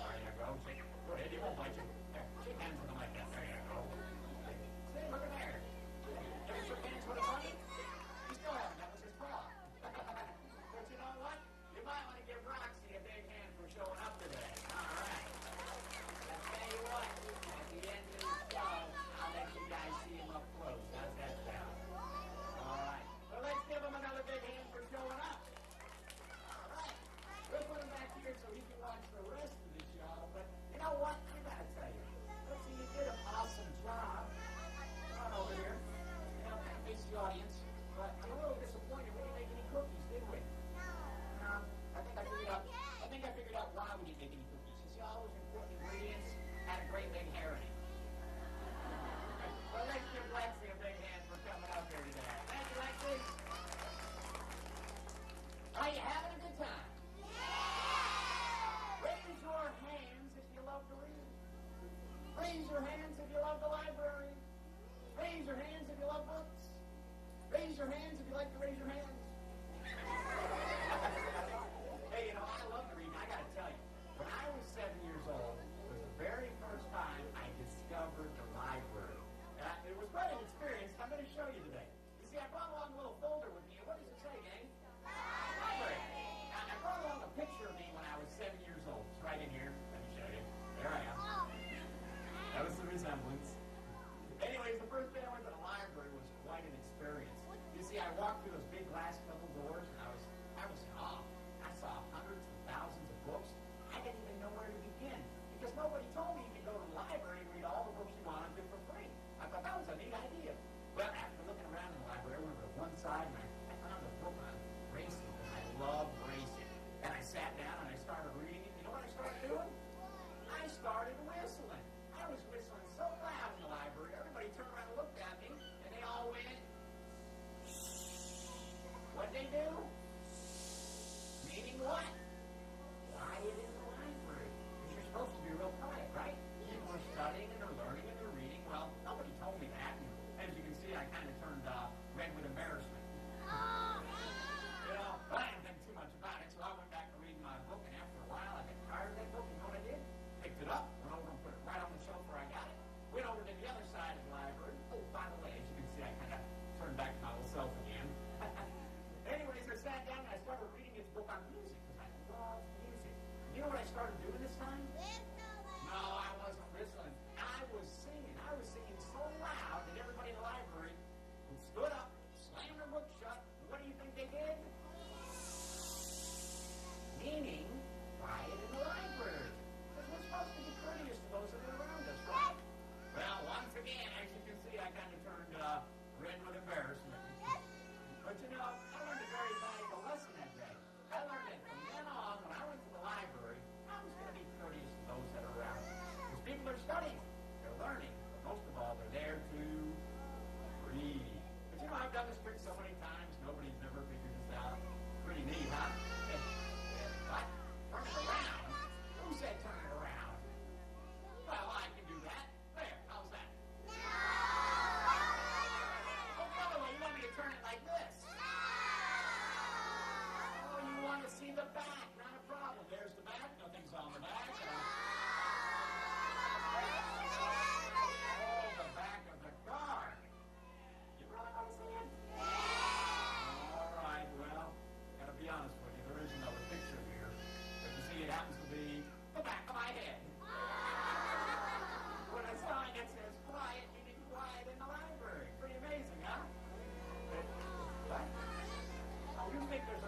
picture? Well, let me check here. Oh, nothing here. Anyways,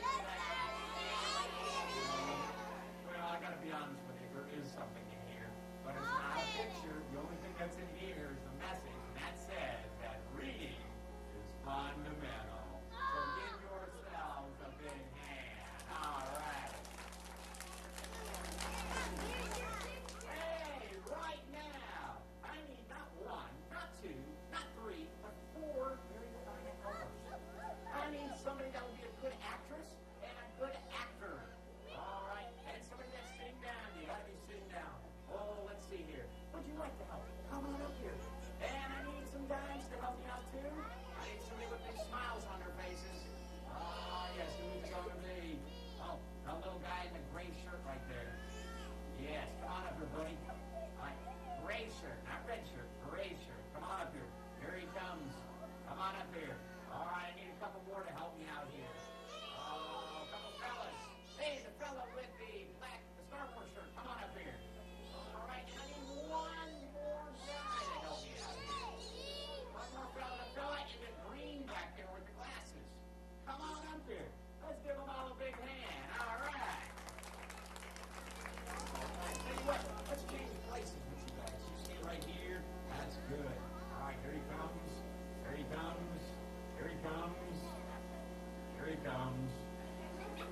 Here he comes. Here he comes. Here he is. Hey, come on over here, buddy. How you doing today? Pretty good? What's your name? Gary? Give Gary a big hand. All right. All right. Hey, look. Gary, you stand right over here on this side. I got an idea. You come over here. You're a big guy. You stand right here. All right. Let's find out who we got. Your name is? Elijah and Irene, Brianna, and Gary. Give them all a big hand. All right. Now, besides being a musician, I am also a book writer, which means I am also called a author. And I write books on fairy tales. Now, we all like fairy tales, right, gang? You know, today we're going to bring one of my fairy tales to life right here on stage. And all of my helpers up here are going to play important parts of that story. For instance, the story is called The Penniless Peasant and the Selfish Sultan. Now, Elijah, do you know what a sultan is? He's sort of like a king or a prince, but this guy is really mean. Selfish, doesn't share anything with anybody. Now, you're not like that, are you, Elijah? I didn't think so. You look like a good guy. But today, for the story, you're going to play the part of the selfish sultan, okay? All right, so whenever I touch you on the shoulder like this in the story, you look at the audience and in a loud voice you go like this. I have it all. Okay? All right, everybody. Shh. Ready? Here we go. That's pretty good. Give them a hand. All right. So what you do, Elijah, you go like this. Put your arms out like that. Like this, say, I have it all. Good. Give them a hand. All right. Now, Gary, you like sports? All right. You're going to be the amazing athletes, okay? That means you're strong. So whenever I touch you on the shoulder, Gary, you look at the audience and go like this. I can do it, dog. All right. Let's try when I tap you on the shoulder. Go ahead. That's good. Give a hand. All right. Okay. Gary, you stand right about there for me, okay? All right. Now, what's your name again? Brianna? Okay, Brianna, you stand there. Now, you're going to play the part of the pretty professor. That means you're smart. Okay? So whenever I touch you on the shoulder, Brianna, you look at the audience and go like this, in a loud voice. I know it all. That's all you got to do. Okay? Let's try it. Yeah, just say, I know it all. Okay, that's good. You got to do it a little louder, though. Let's try again. Good. Give her a hand. All right. All right. Tyree, right? All right, Tyree, you stand right here, buddy, because you're going to play the part of the penniless peasant. You know what penniless means? You have nothing. Zip, zilch, big goose egg. You're poor. But you do have something very special, Tyree. You know what it is? It's right over here. What's there? A heart. You've got a big heart. So anytime I touch you on the shoulder, Tyree, you go like this. Cover your heart. Go ahead. Cover your heart. Look at the audience and say, everybody can hear you. That's good. Give them a big hand. All right. So, does everybody remember their parts? All right. Gary, you're the strong man. I can do it all. That's right. We have the pretty professor. And we have the selfish sultan. Oh, yeah. And then we've got the penniless peasant. Very good. Give them all another hand. All right. Now, Elijah, we got to make you look something like a sultan, so kind of turn and face the audience. I brought along a few little goodies here for you. They're right over here. All right. Elijah, we got to make you look like a sultan, so I got this really stylish thing we're going to use on you here. Yes. That looks really cool on you. All right, that's good. And I also have an official sultan's hat for you, okay? There you go. Okay. That looks great. Okay, Gary, you move over here. Brianna, you stand there. Tyree, you stand right there. Shoulder to shoulder, guys. A little closer. A little closer. Keep going, Brianna. Keep going. There you go. Right. Tyree, kind of move over a little bit, buddy. Don't worry, she ain't gonna bite you. All right. We got a little room up here, okay? All right. Everybody remember their parts? Here we go. Once upon a time, in a faraway land, there lived a sultan, a selfish sultan. Every day he spent his time in his big, beautiful castle, counting all of his riches. Didn't have any friends, didn't want any friends, but he was afraid everybody was after his money. Anytime he saw anybody out on the streets, he'd always brag about everything he had. That's right, he had it all. He had good looks. He had a beautiful castle. He had loads of money. He drove around in a reigning 2009 Mustang. Every day he'd walk out on his balcony and look at all the people down below and he'd brag. And everybody in the village always looked up at him and they always went. You see, it wasn't that they didn't like the sultan. They just felt sorry for him. He didn't have any friends. He didn't want any friends. Well, one day, this little guy named Tyree, who was a penniless peasant, comes walking into town, didn't have much of anything, but he did have one special thing. That's right, he had a big heart. He had something that the sultan didn't have. Well, when the sultan found out about this, he was mad. He was really mad. He looks really mad, doesn't he? In fact, he was so mad he was determined to throw Tyree in jail. Why? Because Tyree had something the sultan didn't have. And that was a big heart. Well, he devised a fiendish plan. He was set out to find out who Tyree was and throw him in jail. So he came up with this very unusual situation. He called all his village craftsmen together. He says, guys, I want you to make me a big clear box. In that box, I want you to fill it with precious jewels and gems. So they did. Ooh. Everybody go, ooh. Bad Tyree. Worth lots of money if they were real. Yes. In fact, it was a really interesting competition that the sultan had come up with. Anybody in the village who could pick up this little tiny box with their little pinky would win all the jewels. Well, everybody in the village was overjoyed with that because most of the people in the village didn't have any money. They were poor. Well, the first person up the bat that day, what they didn't realize is that the sultan had put a spell on this box.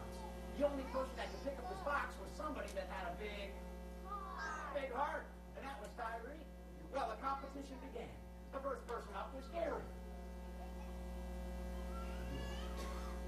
That's right, Gary stood up to the plate, he took his pinky, and he tried to pick it up off the box. Your pinky, pinky, pinky. That's good, Gary. Try to pick it up. No, pick it up. But he couldn't budge it. All right, Gary, stand back. The next person up to bat happened to be the pretty professor. She knew it all, or so she thought she did. She stepped up to the plate. She took her pinky and she tried to pick it up. But she couldn't budge it. Well, the sultan was laughing his head off. Yeah. He said, let me show you how a professional can do it. He took his pinky and he tried. But he couldn't even budge it. Well, the last person up to bat happened to be Tyree, a penniless peasant. That's right, he stepped forward. He took his pinky and he tried to pick the box right up off the top here. Here's the handle there, Tyree. And he plucked it right off the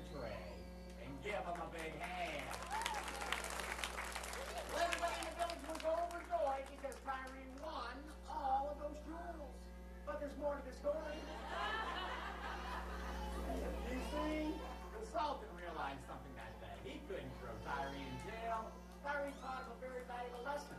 You see, Tyree, as kind-hearted as he is, was going to share all the jewels with everybody in the village.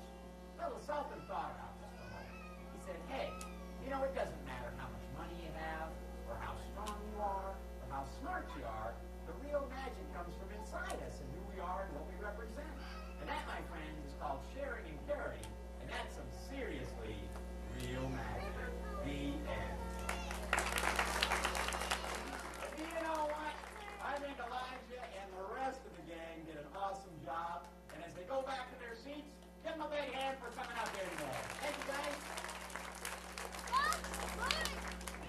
Are you having a good time? Hey, you know, one of my all-time favorite books is American History. Does anybody here know who made the American flag? Me? No, not me. Actually, somebody by the name of Betsy Ross. Did you know it took Betsy about 3 months to make a little flag about this big? You see, she didn't have a sewing machine. Everything was done by needle and thread and by hand. Well, I got to wondering the other day, wouldn't it have been amazing if she knew a little magic? Could have snapped her fingers and made a flag in less than 5 seconds? Well, we're going to do it today. And I need to borrow somebody to play the part of Betsy Ross. Oh, let's see. Somebody to play the part of Betsy. Would you like to help? Come on up here. All right, give her a big hand. Here she comes. Right over here. There you go. You stand right here. And I need 2 fellas to help me out. You and the orange, come on up here. You stand right over here, buddy. And one more fellow, how about you? Just come on up here. You stand right here. Let's give them all a big hand. All right. So what is your name? Madison? Okay, Madison, your name is? Devin? And your name is? What is it? Fred? All right, let's give them all a big hand. All right. So we got Fred, we got Devin, we got Madison. All right. Now, Madison, you're going to play the part of Betsy Ross. All right, Fred and Devin here are going to play the part of Colonial Minutemen. You guys know what Colonial Minutemen are? They're soldiers. That's right, back in the colonial period. So I want you guys to stand shoulder to shoulder. Turn this way. Fred, there you go. Hands at your side. Feet together. Look straight out at the audience. Up your chest. Up it up. Oh, it is out. Okay. And I want you guys to look real mean. Look real mean. Look real stern. You guys look real mean. Okay. Now, I've got a few little goodies here, so we know that you guys are going to make good soldiers. I have some colonial hats for you. One for you. And I got some glasses so you guys can see exactly what you're doing. So, Fred, we're going to put that on your hair. And that one over here is for Devin. There you go, Devin. Okay, all right. We're now ready to proceed. To get the flag, you got to have some cloth. So I brought 3 pieces of cloth. The first one is red. All right, Madison, hold that. The next one is white. Devin, hold that one for me. And the next one is blue. Hold on to that there. Red. Now, I also brought along a very old bag. This is an old collection bag they used many years ago to collect people's taxes. They would go door to door and people would put their money in it. Well, you know what happened, Madison? The bag got so old that one day it ended up with a big hole in the bottom. I fixed that, though. I put a big zipper on the bottom here. Now nothing can fall out of there. All right. Now, are you ready to make a flag? This is going to be awesome. All right, I'll take the red handkerchief. I'll take the white one. Thank you. Fred, I'll take the blue one. Thank you. We'll put that in here. Now, Madison, wave your hand like this. Don't wave your hand like that. This is going to be awesome because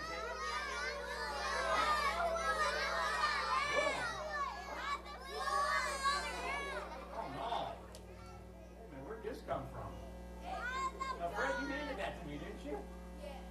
Well, I must have dropped it here. Hold on to that there for a second. You know, it's a good thing that Madison didn't wave her hand over the top because we really would have been in trouble. Uh-oh. Madison, did you wave your hand over the top? Oh, no. Oh, no. Oh, look at this. Oh, goodness. Now, that definitely is not going to work, is it? We got a flag, but we don't have any stars.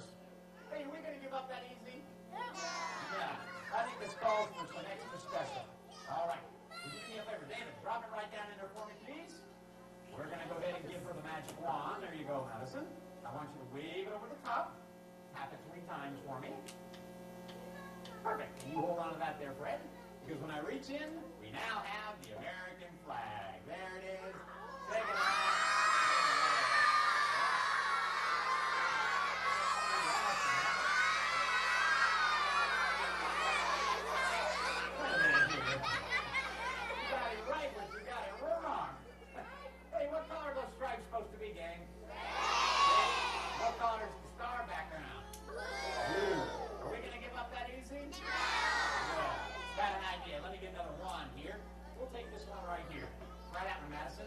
Wave it over the top. Tap it 3 times. Perfect. Hold on to that there, Devin. All right. When I reach in, we now have... work. I think this calls for something extra special. You see, today, my friends, I brought my super duper, colossal, turbocharged magic wand. And it's big, too. All right. All right. Now, Madison, put this on your shoulder. One hand goes up here. One goes underneath. Aim it right toward Devin and Fred. Okay. In a few moments, Madison is going to push the green button on that wand. When she does, smoke, lightning, and fire will shoot out of this wand. It'll hit the bag, and we'll have the flag. All right. You ready, Madison? All right, let me put your finger on the button. It's right there. Now, don't move your hand on the green one. Don't push the one beside it, the red one. You know what happens if you push the red button? Everybody's hair falls out. Here we go. All right, on the count of 3, everybody say bang. 1, 2, 3. Push the button, Madison. Did you push it? Wait a minute here. Hold everything. You actually pushed it. Fred, did you see any smoke shoot out? Any fire? Any lightning down? Oh, I bet you it's the batteries. The batteries are always giving me the...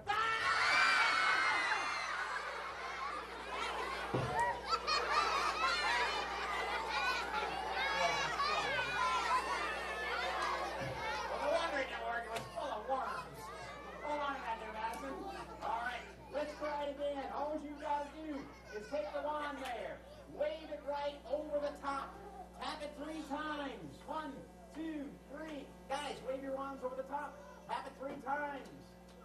And everybody say, imagine that. You know, those magic words are pretty powerful. Wow. You know what, guys? I believe we have done something special. We made the American flag.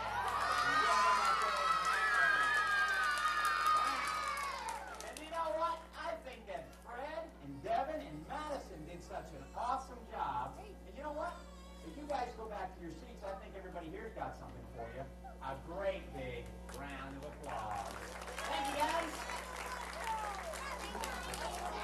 Alrighty. Well, has everybody had a good time today? Have you had a really good time?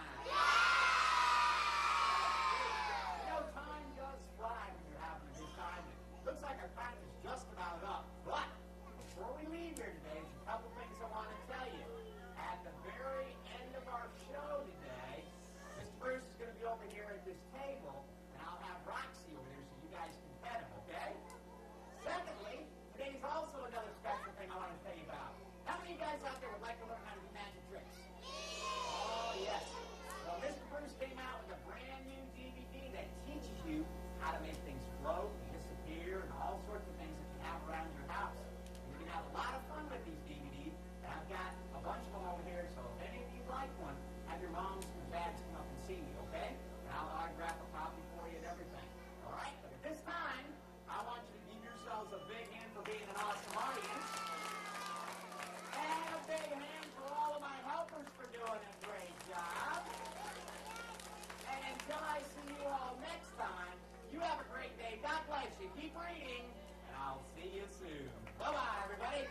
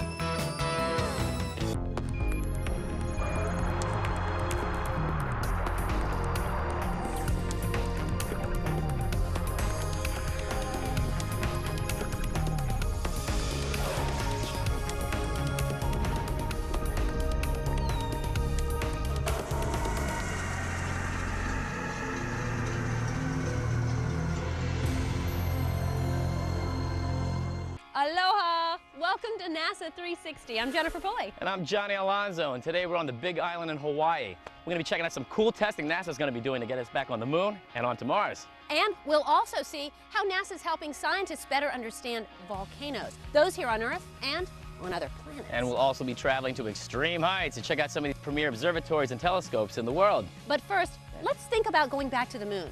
Some of the challenges we might have to overcome getting there. So off the top of your head, what do you think some of those challenges might be? How about building complex rockets that will get us off the Earth and to the moon and back safely? And how about some of the other developments that have to be made, such as building equipment that can stand up to the harsh environment of space, like new spacesuits, habitats, tools, etc., etc. These problems are tough enough when we just stay a few days. But what about when we start staying longer and start living in outposts for months at a time? You can imagine that the challenges can get even more complex. It actually gets much harder than you might think, because now NASA is faced with long-term problems, such as providing oxygen for breathing and building structures that will keep you safe from radiation, while also keeping the temperature equalized. Issues of generating energy and delivering fuel are also big problems that need to be solved. Okay, so how do you tackle these problems? Well, first is we have to figure out how to break reliance from these Earth-supplied consumables, like oxygen and water. Well, how do you do that? Well, looks like we're gonna have to learn how to live off the land. I know it sounds weird to live off the land on the moon. After all, the moon has no atmosphere and has crazy temperature swings, but we think we can do it. The plan is to use in situ resource utilization, or ISRU. In situ is a Latin term meaning in place. The ISRU will use the moon's resources instead of bringing them from Earth. So you might be thinking to yourself, wait a minute, wouldn't it just be easier to bring what we need from Earth to the moon? Actually, there's a couple of problems with that. The first, expense. Right now, it costs about $10,000 per pound to blast something off of the Earth. And second, limited space. There's not enough room to bring everything we need for long-duration missions to the moon. So, with financial and space constraints, the best alternative? Use what's around you on the moon. So how does NASA plan to live off the land of the moon? Ha! It's one of the reasons we're here in beautiful Hawaii. NASA is currently testing some really impressive and groundbreaking equipment high above the sunny beaches on a very remote and cold part of the island. About 75 miles east of Kona is a dormant volcano where NASA is testing equipment destined for the moon. So why Hawaii?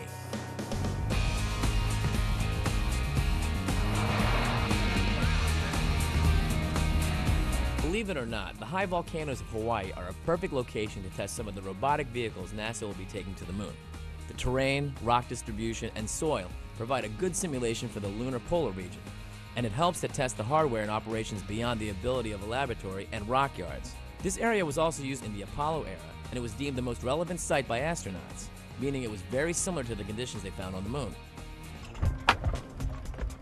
Okay, so we know that the two key consumables we can find on the moon are oxygen and water. Right. So how do you find oxygen and water on the moon?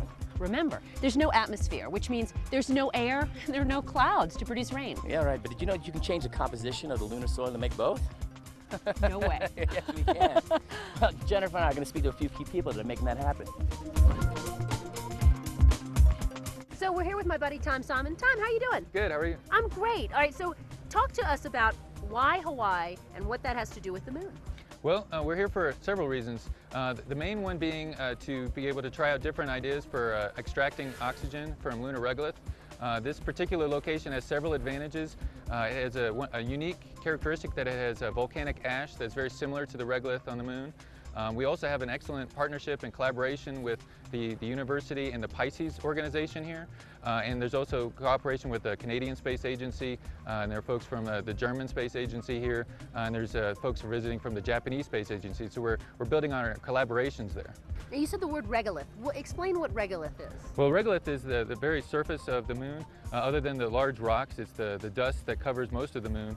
It's made up of metal oxides and silicates. Almost half of the moon's regolith by mass is oxygen. How do you know the composition of the moon's regolith? Well, the Apollo missions taught us quite a bit, as well as orbiters that we've had going over the moon in the past. We saw a lot of similarity between every location that we've analyzed and the Apollo missions went to take samples from and bring back home. Some of those samples were brought back home, and folks in the late 80s and early 90s were able to demonstrate extracting oxygen from those samples. Here's a question for you. How can you find water and oxygen on a place that doesn't have water and oxygen like the moon? Well, you're right. There's no easy way to get either of those. There are options that we're looking into. It's possible that there is water there. We can go ahead and find it, and then we can use it that way. It would likely be in the permanently shadowed craters. There's also the fact that the regolith being mostly made of, or having a large portion of it being oxygen, right. We're going to extract it from the oxygen. The lunar descent module would have residual hydrogen in it, and we can combine that with oxygen we get from the regolith, and that's another way we can get water. And we're hoping to make enough oxygen and water such that with the life support folks, we can keep it so we never have to send a tank of oxygen and water to the moon. Help it get self-sufficient.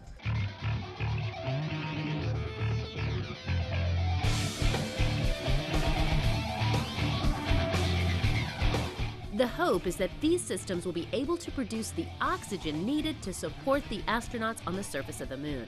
Because we're still in the testing phase, NASA engineers are evaluating a couple of different design ideas, one called Roxygen and one called Pilot.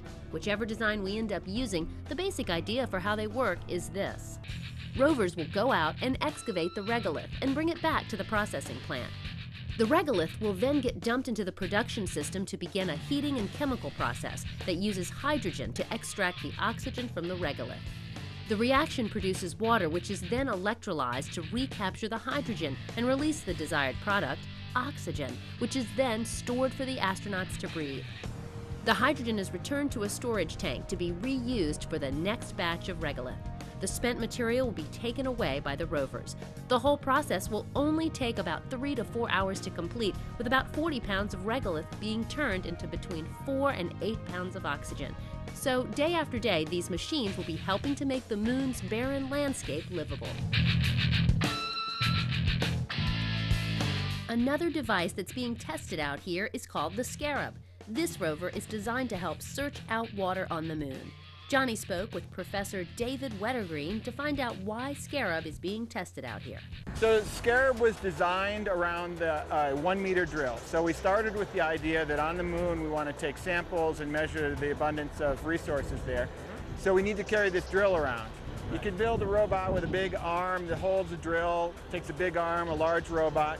Our concept with Scarab was to put the drill in the middle and make the robot able to lower itself down to the ground to get stable, put its load on that drill so you can really push it in and react all the torques. Right. Then stand up and drive off to the next place. We're on a steep slope here, so one of the neat things about the chassis of Scarab is that it can actually lean into the slope. So even though we're on about a 15-degree slope, Scarab's level, it's holding that drill up for the coring that they're going to do. Listen, I saw this in Moses Lake in Washington, but it looks a little different. Can you tell me what's going on with it today? Well, looking at it from the exterior, the main difference is the wheels. Yes. These are the Michelin lunar wheels. They've been developed over the last year by Michelin in Switzerland and their South Carolina office. So they're made out of a material that's going to work on the moon. It'll survive the low temperatures, it'll operate in vacuum. Wow. It's fiberglass material, but it's using a special type of ceramic fiber that retains its flexibility down to about 40 Kelvin. That's 230 degrees below zero. Wow. 240 below zero. Yeah. And so they'll continue to flex even in that really cold temperature. So there's fiberglass around the outside, and then spokes that are made of beta cloth. It's similar to the cloth that the astronauts' suits are made out of. Sure. And that spoke is held in tension, so the whole vehicle hangs from the top of the wheel. And when we drive around, you see the bottom flexes, and it gives a nice smooth ride. So what we've been trying to do here in Hawaii is exercise an entire lunar prospecting mission. So we drive with the robot, it navigates autonomously. Scientists choose a place where they want to analyze. Yes. We stop, we deploy the drill, we pull up a core sample. The robot now has the entire instrument payload on board, so it crushes that sample, bakes it. It measures the amount of hydrogen, water, other volatiles in the soil, and then we can repeat that cycle over and over. So once we've shown that we can do the whole process, then we know we can go to the moon and we can find a good location for the lunar base. Don't go anywhere, there's more to come. You're watching NASA 360.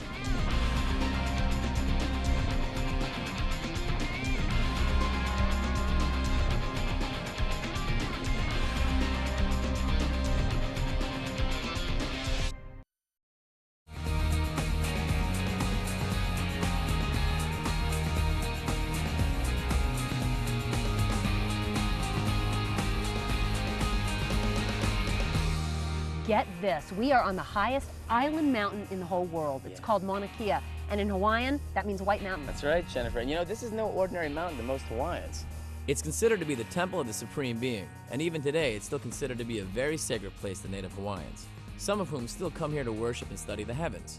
Scientists from around the world also come here to study the heavens, and this mountain hosts the world's largest astronomical observatory, with telescopes operated by astronomers from 11 different countries. But before we head up to the summit to see those telescopes we were just talking about, our crew is acclimating here at the Onizuka Center. Now, this center was named after Ellison Onizuka. He was a former NASA astronaut. Right. He was also a Hawaiian native. Hawaiian native. This center is located at about 9,300 feet above sea level and serves as a visitor information station and acclimatization stop. Why do visitors need to be acclimatized? Well, the major cause of altitude illnesses is going too high, too fast. And I actually had some first-hand experience with this. Now, given time, your body can adapt to the decrease in oxygen molecules at a specific altitude. I felt much better when I came back down a few thousand feet. Now, we're going to stay here. We're going to stay here about 30 minutes. Then we're going to head up another 4,400 feet to the top. It's going to be great. Our brains are going to be mush. We're going to show you what's going on up there. Let's go.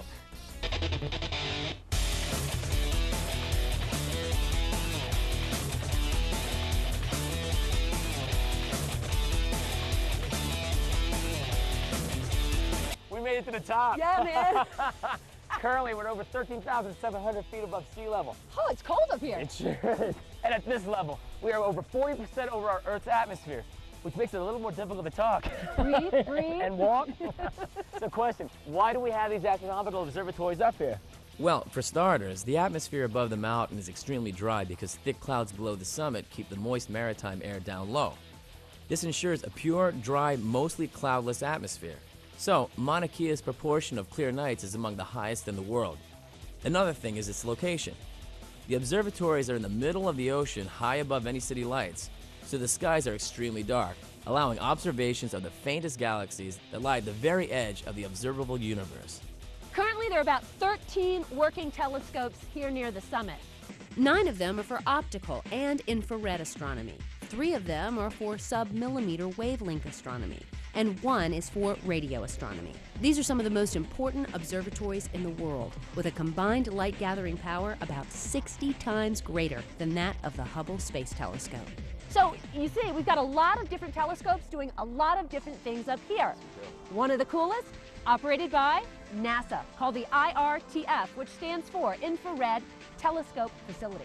The IRTF is a 3-meter telescope that's been set up for use in infrared astronomy. An infrared telescope is important because it can see things that we can't at optical wavelengths. It can penetrate dust clouds and nebulas to provide us with information about star-forming regions and the central region of the galaxy. Another fact about this telescope is that it's being used by astronomers around the world. And dig this, they never had to leave their home to use it. This telescope is fitted with a variety of electronic cameras and spectrographs, and has been set up so that it can be controlled from anywhere in the world through a high-speed internet connection. Astronomers from around the world can sit in their office and control the scope with the click of a mouse, while watching images being captured right on their computer monitor, just as they would if they were on the mountaintop. And with fewer visitors, nearby Hawaiian cultural sites and environmentally sensitive habitats are protected. Hang on tight, there's more to come from Hawaii. You're watching NASA 360.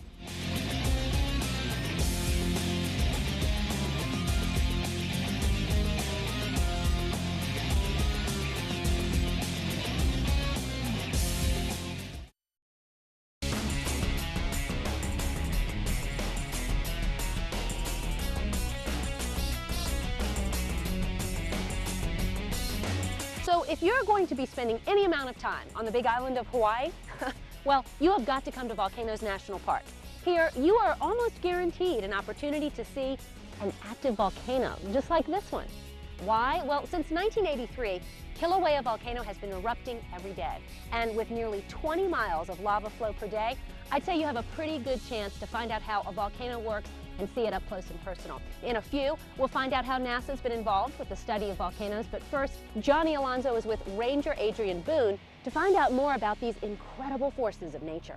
Hey, we're here at Hawaii Volcanoes National Park with Adrian Boone. How's it going, bro? How's it? Good to see you, man. Tell me a little bit about the park. How big is this place? The park is 333,000 acres. So, how exactly do volcanoes work? I mean, what's going on here? Well, what happens is in this volcano, we know there's magma just a few hundred meters below or half a mile below, it's been said. And they actually took a helicopter over this a few months ago, about a month now, and they saw a sloshing lava lake in there, a churning, bubbling lava lake. Really? So we know about 125 meters below was the lava lake, and currently the lava lake subsided, and so it's not really glowing as much right now. But we know there's a magma reservoir. We've known it for a while, half a mile below, and this is the first time we've seen any activity. And it started off glowing and making noises, and it still makes noises like the crashing surf tube. If it's real quiet here, you can sometimes hear it. So you just mentioned magma. I mean, what exactly is magma? Magma is what's below, and it's created by the heat plume and the core of the Earth having holes in the mantle, and the heat plume creating a magma reservoir, and then when it comes up to the surface, we call it lava. So magma's below, lava's at the top. Okay. Are there any misconceptions about volcanoes?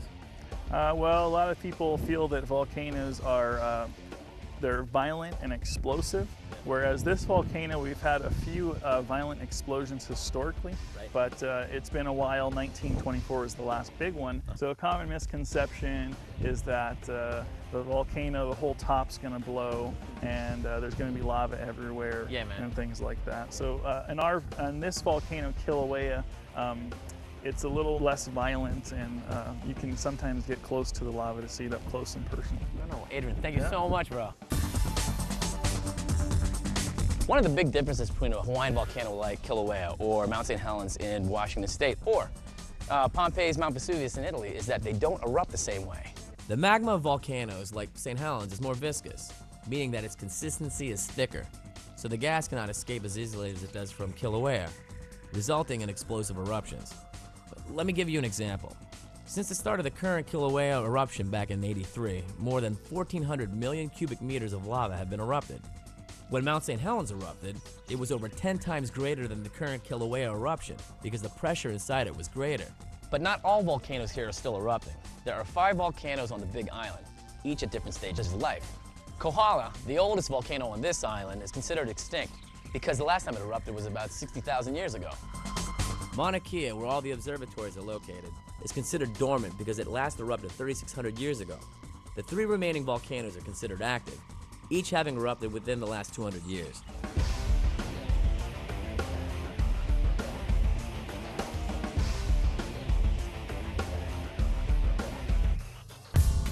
So where does lava come from? The rocks moving upward in the mantle beneath Hawaii begin to melt at about 40 to 60 miles beneath the surface. The molten rock called magma rises because of its relatively low density. It then ponds into a reservoir 1 to 4 miles beneath the summit. It then follows fractures up to the crater until it reaches the surface at a vent. So where does all the lava go here at Kilauea? Most of the lava is transported by lava tubes to the ocean, where it fragments and adds layers of rubble to the volcano. So when the lava cools, it's actually making the big island of Hawaii even bigger. Well over 500 acres of new land has been added to the island, making Hawaii the only U.S. state that is still growing. Of course, not all of its growth is welcome. Over 180 homes have been destroyed since the 1983 eruption began. Now is probably a good time to talk about how NASA's involved in the study of volcanoes. I know it's a common perception that NASA mostly studies space and aeronautical problems, but in reality, NASA is working hard every day on all sorts of issues that affect our planet. So, why do we need to study volcanoes? Well, even though it's interesting work scientifically, the major reason is to protect human health. Currently, there are more than 1,500 potentially active volcanoes that dot the Earth's landscape, of which approximately 500 are active at any given time. Although scientists keep watch over many of the Earth's volcanoes using traditional ground observation methods, satellite-based remote sensing is quickly becoming a crucial tool for understanding where, when, and why the Earth's volcanoes periodically boil over. Satellite technology now makes it possible to monitor volcanic activity in even the most isolated corners of the globe, and to routinely observe changes in the Earth's surface that may signal an impending eruption. In addition, remote sensing data offers scientists the chance to prevent catastrophic damage to life and property by determining how and where volcanic debris spreads after an eruption. One system that's now being used is the MODIS Thermal Alert System. Now get this, it enables scientists to detect volcanic activity anywhere in the world within hours of its occurrence. It uses data acquired by the MODIS sensors, which fly aboard NASA's Terra and Aqua satellites.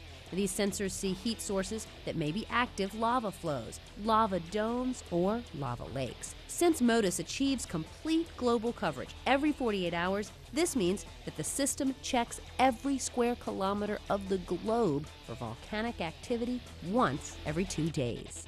This process came in handy in 2002 and then again in 2006 when a volcano in Africa erupted with little warning. Now, at the time, 500,000 people lived in its immediate vicinity, so the potential hazard to human life was extremely high. With the MODIS data in hand, researchers were quickly able to establish the lava vent position, which enabled the modelers to predict which direction the lava was flowing and at what rate. Such information, when available in near real time, can be used to provide assistance to disaster managers anywhere that a volcano erupts, almost certainly saving lives. Another thing that NASA's working on is keeping air traffic out of ash clouds that come from volcanoes. Now, this might not sound like such a big deal or a hard thing to do, but let me tell you something. Ash clouds can reach over 40,000 feet in the air and many, many miles wide. So it's no wonder that from 1980 through 1999, over 100 jet airliners sustained some damage flying through volcanic ash. The problem is that jet engines operate at a temperature that melts volcanic ash, and this melted material can then cause the engine to slow and shut down. Several commercial planes have lost all 4 engines at once by flying through ash clouds with near tragic results. In one case, a 747 carrying 240 passengers flew into an ash cloud after a volcanic eruption in Indonesia. All 4 of the aircraft's engines lost thrust, and the plane descended from 36,000 feet to 12,500 feet before all 4 engines were restarted, averting a potential catastrophe. So NASA's using satellite data to analyze ash clouds. They get real-time data to pilots to help them divert from ash clouds, potentially saving lives. Oh, and one more thing. Yeah. NASA's doing a lot of research on volcanoes in our solar system. Get this, thousands of volcanoes exist out there. Some are erupting ice, while others are red hot, similar to those here on Earth. Now, all of the data on Earth's volcanoes are going to help us better understand our own solar system, and of course, it's going to increase our knowledge of our own planet. That's right. Hey, thanks for watching. I'm Jennifer Pulley. And I'm Johnny Alonzo. See you next time on NASA 360.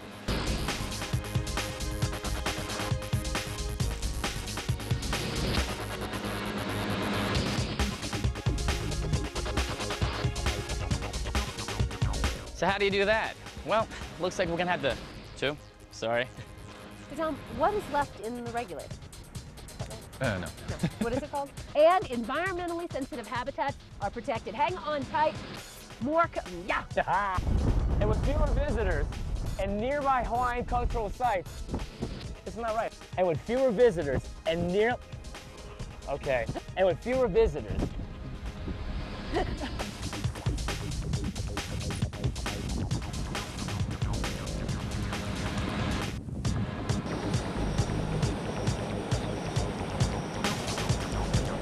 So NASA's using satellite data to analyze ash clouds to get, again, to get real-time data to get there are 5 volcanoes on the Big Island, but 2.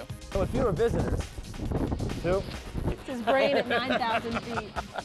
All right, we got it. Hi, you're watching NASA 360. This is awesome.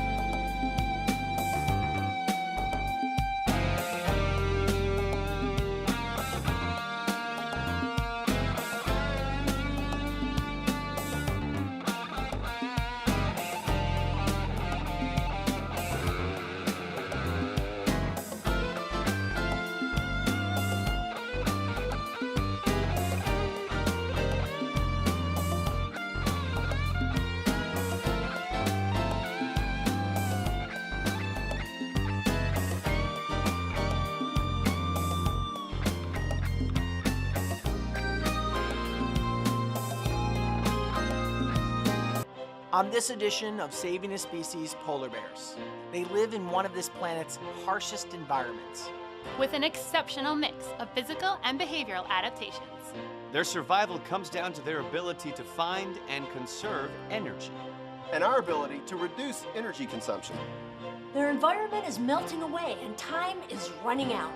But there is hope, and more than ever, the solutions involve your everyday actions.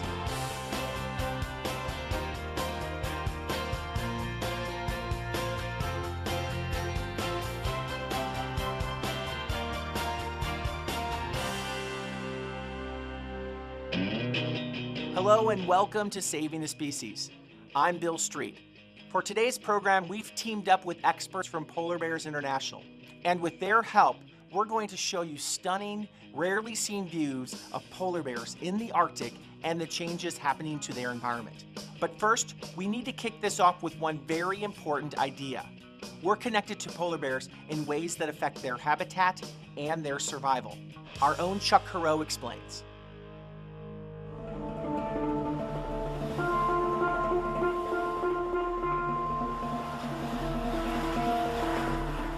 It's hard to imagine a wilderness more inaccessible than the home of the polar bear. Only animals adapted to survive in the extreme cold stand a chance here. Among those animals, the polar bear is the epitome of specialized adaptation. You're looking at one of the Earth's top predators, but in its primary habitat, it usually doesn't see any land. Now think about it. You're one of the toughest predators to ever walk the face of the Earth. But the Earth really isn't Earth at all.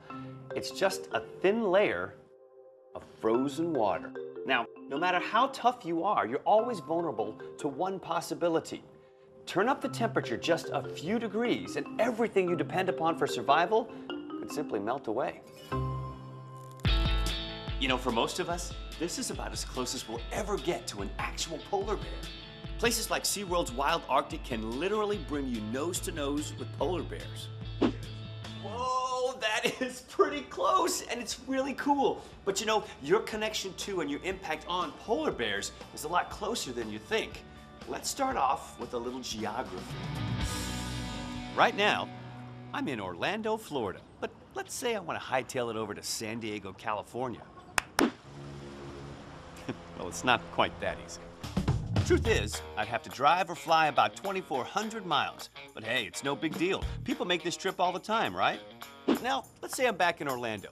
But this time, I want to go north to the closest known polar bear territory. Well, the southernmost range of polar bears in North America is only about 600 miles north of the U.S. border. That means my trip to see a polar bear would actually be shorter than my trip to San Diego. Some polar bears live in Hudson Bay and Labrador, very close to the United States. But the entire range of polar bears includes 5 nations and vast expanses of frozen Arctic Ocean. Humans aren't just close to polar bears geographically. The decisions we make and the things we do in our everyday home life are having a profound effect on polar bear habitat. Here's why. Many of the things that we do every day produce an invisible gas called carbon dioxide. Trust me, it's there. The carbon dioxide in our atmosphere is super important. It helps trap some of the sun's energy, kind of like a blanket, keeping the temperature just right. It's also one of the ingredients of photosynthesis, where carbon dioxide, along with water, produce energy and the oxygen that we breathe. Between carbon dioxide and oxygen, it's a constant, natural balancing act. But now, that balance is harder to come by. Every time we produce or burn energy, we usually release more carbon dioxide. And nowadays, we're using more energy than ever. And deforestation reduces our planet's ability to convert all this extra carbon dioxide into oxygen. Instead, that carbon dioxide is building up in the atmosphere.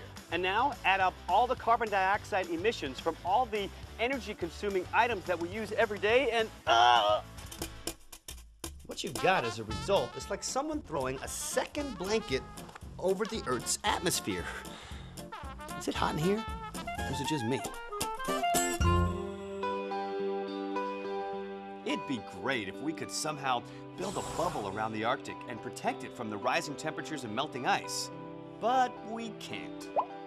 The only solution that we can directly control is to change human behavior. We have to make smarter choices about our energy consumption. And that means smarter choices in just about everything we do, where we live and work, how we get around, and what we choose to eat.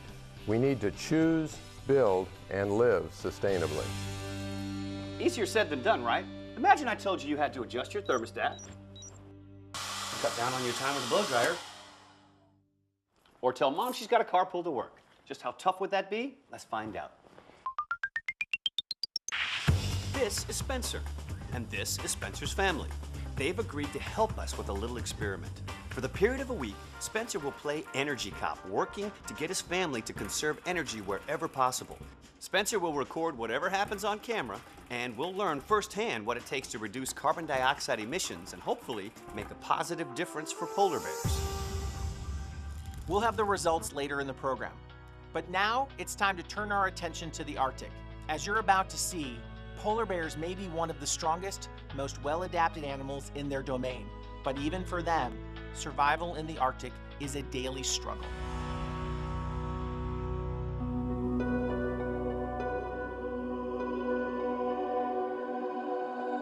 If you picture the Arctic as a lifeless frozen space, then get your head out of the freezer. And get ready for the real Arctic. I'm Tim. And I'm Robin. And we're here to show you what it takes to survive in the Arctic. First, you've got to have the right gear for the job. And polar bears have awesome gear for life in the Arctic. Underneath all that fur, there's an incredibly thick hide. And underneath that thick hide are several inches of fat. It all serves as head-to-toe insulation. In fact, polar bear insulation is so good that they're more likely to get overheated than to feel the effects of the cold. Now let's talk paws.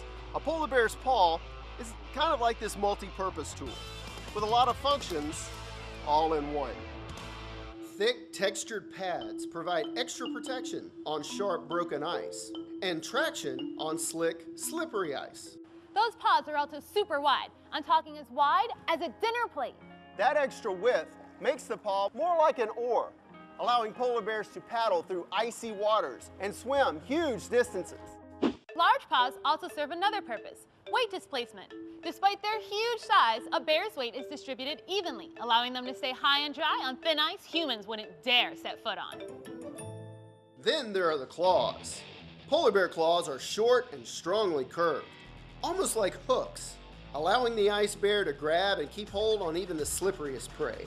And look at these teeth, 42 of them, all designed for ripping and tearing at maximum speed. And we can't forget the nose. A polar bear's nose is highly sensitive and helps with locating prey from great distances. They have one of the most sensitive noses in the animal world. It's clear, the polar bear is equipped to be the Arctic's most effective predator. And even those visual details that make the polar bear seem so lovable, like cute little ears and a tiny tail. That's not cute, that's function. Smaller extremities mean less heat loss. Everything about a polar bear is suited to the Arctic environment. And here's why that's important. This is the true Arctic, a place that's always expanding, shrinking, a place where ice is always on the move. That means the bear's food source is always on the move. You tell them. No, you're doing great. Okay, fine. Look, here's the deal. A bear's primary food source is seals. I know they're adorable, but a bear's gotta make a living. And boy, do they ever. With all that blubber, seals are a high-calorie, made-to-order package of perfect polar bear power. So to understand what motivates a polar bear, you've got to understand what motivates a seal. And to do that, you've got to turn the world upside down. Now imagine this cup of ice is the Arctic. Up top, everything is calm. But below the ice, sunlight is poking through. That sunlight creates algae and tiny plant life. This algae and plant life serve as a food source for small invertebrates and tiny fish.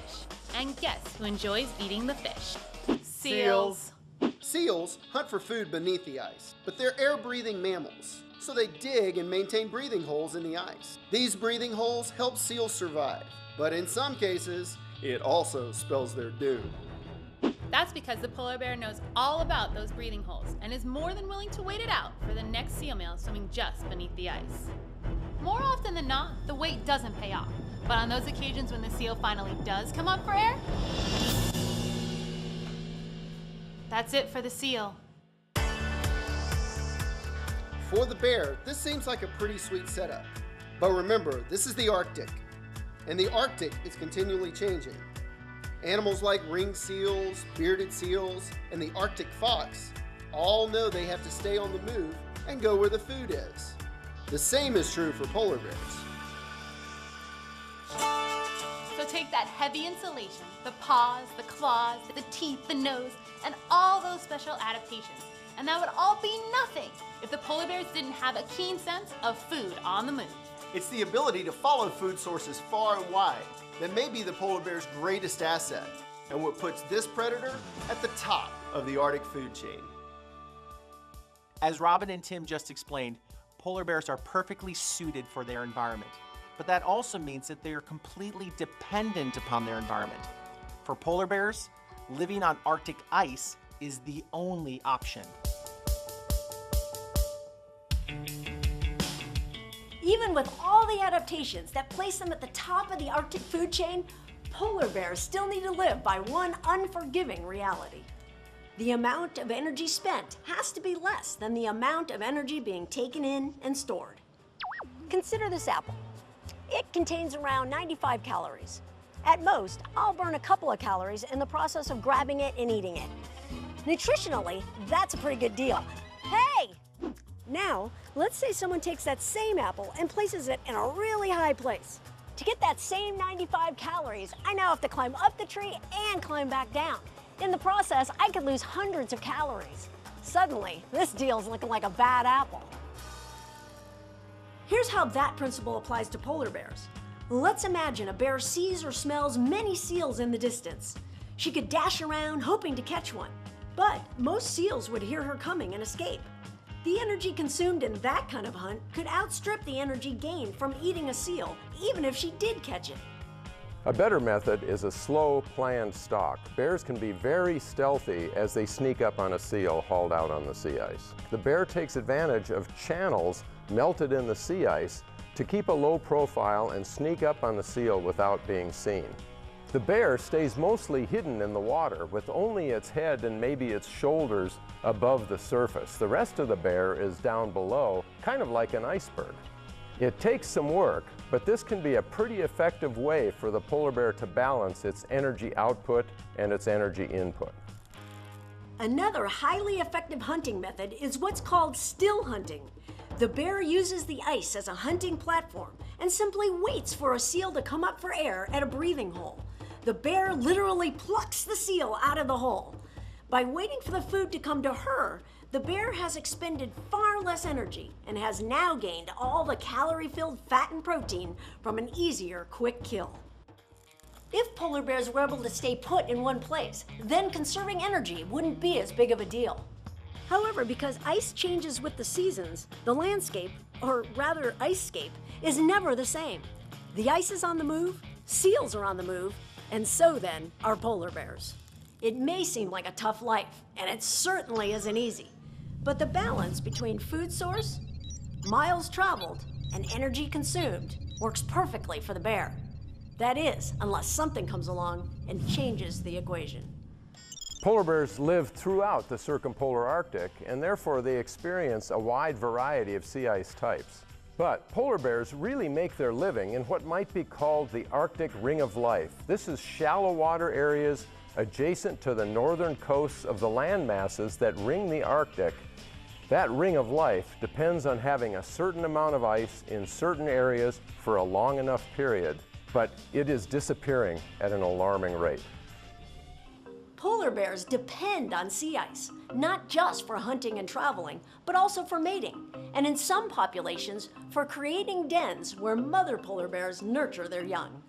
The only time you typically see polar bears hauled out on land is when they've been forced ashore as the sea ice has melted entirely. But there's nothing on land for them to eat that's as nutritious as the rich seals that they can catch when they're out on the sea ice.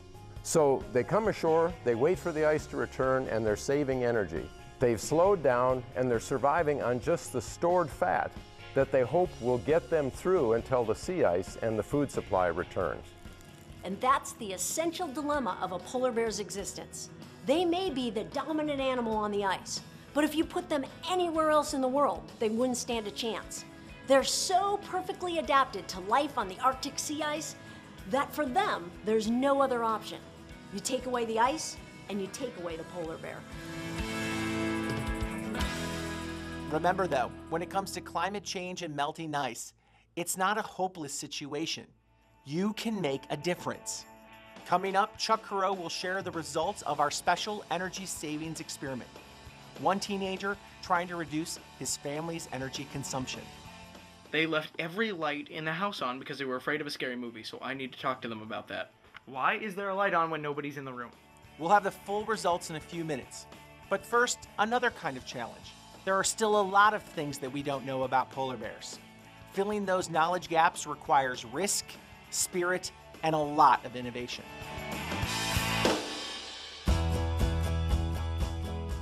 When it comes to studying polar bears, nothing is easy. The Arctic is one of the least accessible, harshest environments on Earth. And the bears themselves, let's just say they're not the most cooperative subjects. Nobody knows that better than the researchers at Polar Bears International. To get to know their subjects, they spend a lot of time on sea ice, watching, tracking, and observing polar bears in a way few people ever get to experience. So, let's hear them tell it. The first rule to observing polar bears is to do no harm to the bears, and also to keep the observer out of harm's way. Sometimes we can do this with remote control cameras and cameras with long lenses, but if we really want to obtain meaningful data, that requires capturing, tagging, and radio collaring polar bears. Our goal is to totally understand bear ecology and behavior, to find out where they go to mate, to have their cubs, what kind of food they catch, and it seems like on these questions we're learning something new almost every day. But the most frequently asked question, and the one most difficult to answer, is how many polar bears are there? Scientists have been trying to answer that one for decades. Here's what we know. Polar bears exist across 5 of the 8 nations that fall within the Arctic Circle and can be divided into 19 separate regional populations. Add all those populations together, and the current estimate shows a total of about 20,000 polar bears. You might think counting polar bears is a simple problem. The sea ice is wide open, not a lot of places for bears to hide. A quick aerial survey should be able to settle the question pretty quickly. I wish. When you see close-up footage like this, it's easy to forget how effective the polar bear's white camouflage can be. But up in the air, it's a whole different story. Polar bears are nothing more than small white dots on an impossibly large white background. A standard visual count just isn't going to do it. Forward-looking infrared or FLIR cameras can detect polar bears because they are warm bodies against the background of snow and ice. See that different colored spot? This image, taken from a plane, shows the heat from a polar bear's body. Under the right circumstances, FLIR lets scientists catch what they've missed with the naked eye. It's been especially helpful in locating occupied dens under the snow. However, FLIR is not the best for searching for bears across the expanse of the pack ice. Imagine you have to search a large area to find a lost dime by only looking through a soda straw. Eventually, you might find it, but you're only getting a very tiny part of a really large picture at one time. Simply counting bears is just too great a challenge, and even technologies like FLIR will miss polar bears out on the sea ice. The most accurate counts of polar bears have come through a process that's costly, time-intensive, and potentially dangerous. But over the past decades, tagging bears has proved the best way to count bear populations from year to year.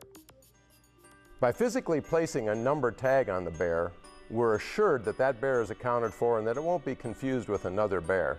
If we place a radio collar on a bear, we can get a handle on its movements from year to year and understand how those movements may change as the sea ice changes in a warming environment. Of course, there's no way to tag an active polar bear and live to tell the tale. Instead, researchers use tranquilizing darts. Once the bear's sedated, they're able to apply the tag without any harm to the researchers or the bears. A tagged bear can yield years of ongoing information about general bear numbers and movements. But now, thanks to innovations in satellite technology, that flow of information is breaking new ground. For years, we've been putting radio transmitting collars on polar bears with excellent results. At first, we followed collared bears with airplanes. Their movements, however, were too great to effectively follow by airplane. Newer satellite radio collars allow us to follow them anywhere, and we can get daily transmissions. It's GPS for polar bears. At any time, we can pinpoint the whereabouts of a collared bear, and by collecting data over an extended period, we can start to paint exact pictures of bear movements and migration. That's information that's absolutely critical as scientists try to gauge the impact of climate change. And melting polar bear habitat. Most scientists agree that the rising temperatures and the resulting loss of Arctic ice are linked to the buildup of excess carbon dioxide in the Earth's atmosphere. A way we can help is to control our energy consumption and reduce our use of fossil fuels. Easier said than done? To find out, we put an average family to the test.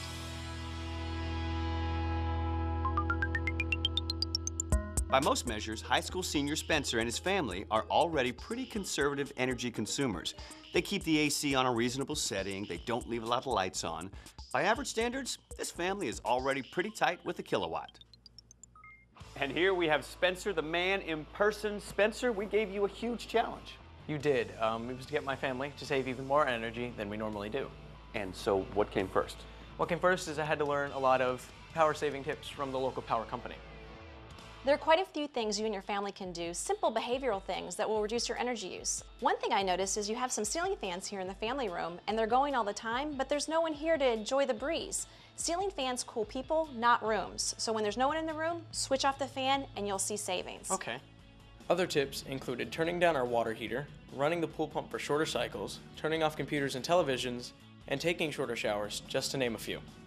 Now, Spencer, I understand you did something really cool. You kept a video diary of the challenge week? Yeah, I recorded as much as I could, including me recording our power usage during a normal week. 84531. Alright, that is the number today. In a normal week, we use 663 kilowatts, but now, in this challenge week, we had to do better. Alright, so day 2, turned off a lot of lights. That's most of what I've been doing so far. I turned off the computer after I finished using it. This morning, I turned off the water between, soaping up and this, and then rinsing. Saving hot water was one of the toughest parts of the challenge all the way around. My mom's taking a little bit too much time in the shower. Mama! What? How long have you been in the shower now? A Maroon 5 song, a Boston song. I'm hurrying. All right, hurry faster! Okay. Thank you, Mama! See how simple it is? It's not that hard to, teach people. You're training. I'm teaching my family to be better conserving energy. Playing the role of energy cop meant I wasn't always the most popular person in the house. Haley? Yes? Who left the kitchen light on? Not me. Was it one of them? I don't know. But the family was more than willing to turn the tables. Did somebody leave a TV on? But I'm in my room. Thank you, Dad. All right. All week, we combined car trips and drove fewer miles. Listen, you're walking home. I'm walking home today. Because that'll save a lot of mileage. We used our washer and dryer on cooler, more energy-efficient settings. I also enlisted my dad's help with our pool pump. Right now we've got it set. No, we've got it set 10 to 10. We've got it set 12 hours. So we're going to cut it back. Still got to maintain the pool, so it's got to run at least 10 hours. So we're going to back it off 2 hours. So there you go. Unfortunately, we reset the pool pump a little late into our challenge week, but it was a start, and every little bit helps. So Spencer, I am dying to find out, how did you guys do? Well, we saved 123 kilowatts, and we drove 146 miles fewer than we did the week before. Yeah, so was that what you were hoping for? Well, by the end of the week, the number wasn't as good as we hoped, but it's a start. Wait a minute, let's put things into perspective here. You saved 1/10 of an average energy bill in this region, and you did that in 1 week. Also, the more kilowatt hours saved means less carbon dioxide. Now, multiply that savings by all the households in America and multiply that savings over the entire year. That's a huge impact. It's amazing. It is amazing. And thank you and your family for doing that and leading the way. My pleasure. And now the challenge really begins.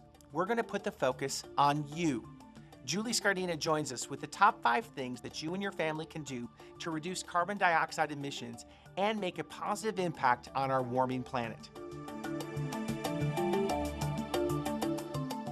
Okay, I'm about to count down 5 things that you can do today to help reduce your carbon footprint and actually save money.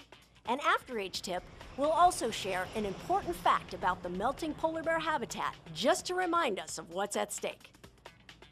Here we go, starting with tip number 5, air drying. By not using your dishwasher's heat dry cycle and by choosing to air dry your laundry instead of using the dryer, that's a significant reduction in your monthly energy use. While you're considering that first tip, also consider this. If you took Alaska, Washington State, and Texas and put them together into one super landmass, that would give you some idea of the amount of summer ice loss from the Arctic in recent years. And now, counting down to number 4, phantom power. Turning off unused lights is an obvious good practice. But most people don't think about devices such as computers, stereos, TVs, and cable boxes. They may appear to be off, but they're actually drawing phantom power all day long. Plug those devices into a power strip, and then turn the power strip off when they're not in use. Here's why actions like that are important. Studies have shown in the Hudson Bay area that polar bears are forced ashore earlier as the climate has warmed. This gives bears less time to hunt. They're forced ashore before they've packed on enough calories to make it through the summer. Here and elsewhere in the Arctic, polar bears clearly are in distress. And here's tip number 3, thermostats. Your thermostat is a powerful tool for energy control. A programmable thermostat can reduce energy use when you don't need it as much. Setting the thermostat lower or higher by just a few degrees can reduce emissions and save energy and money. And don't forget, your water heater also has a thermostat. Most water heaters are set way too high, wasting energy. Have an adult lower it just a little each day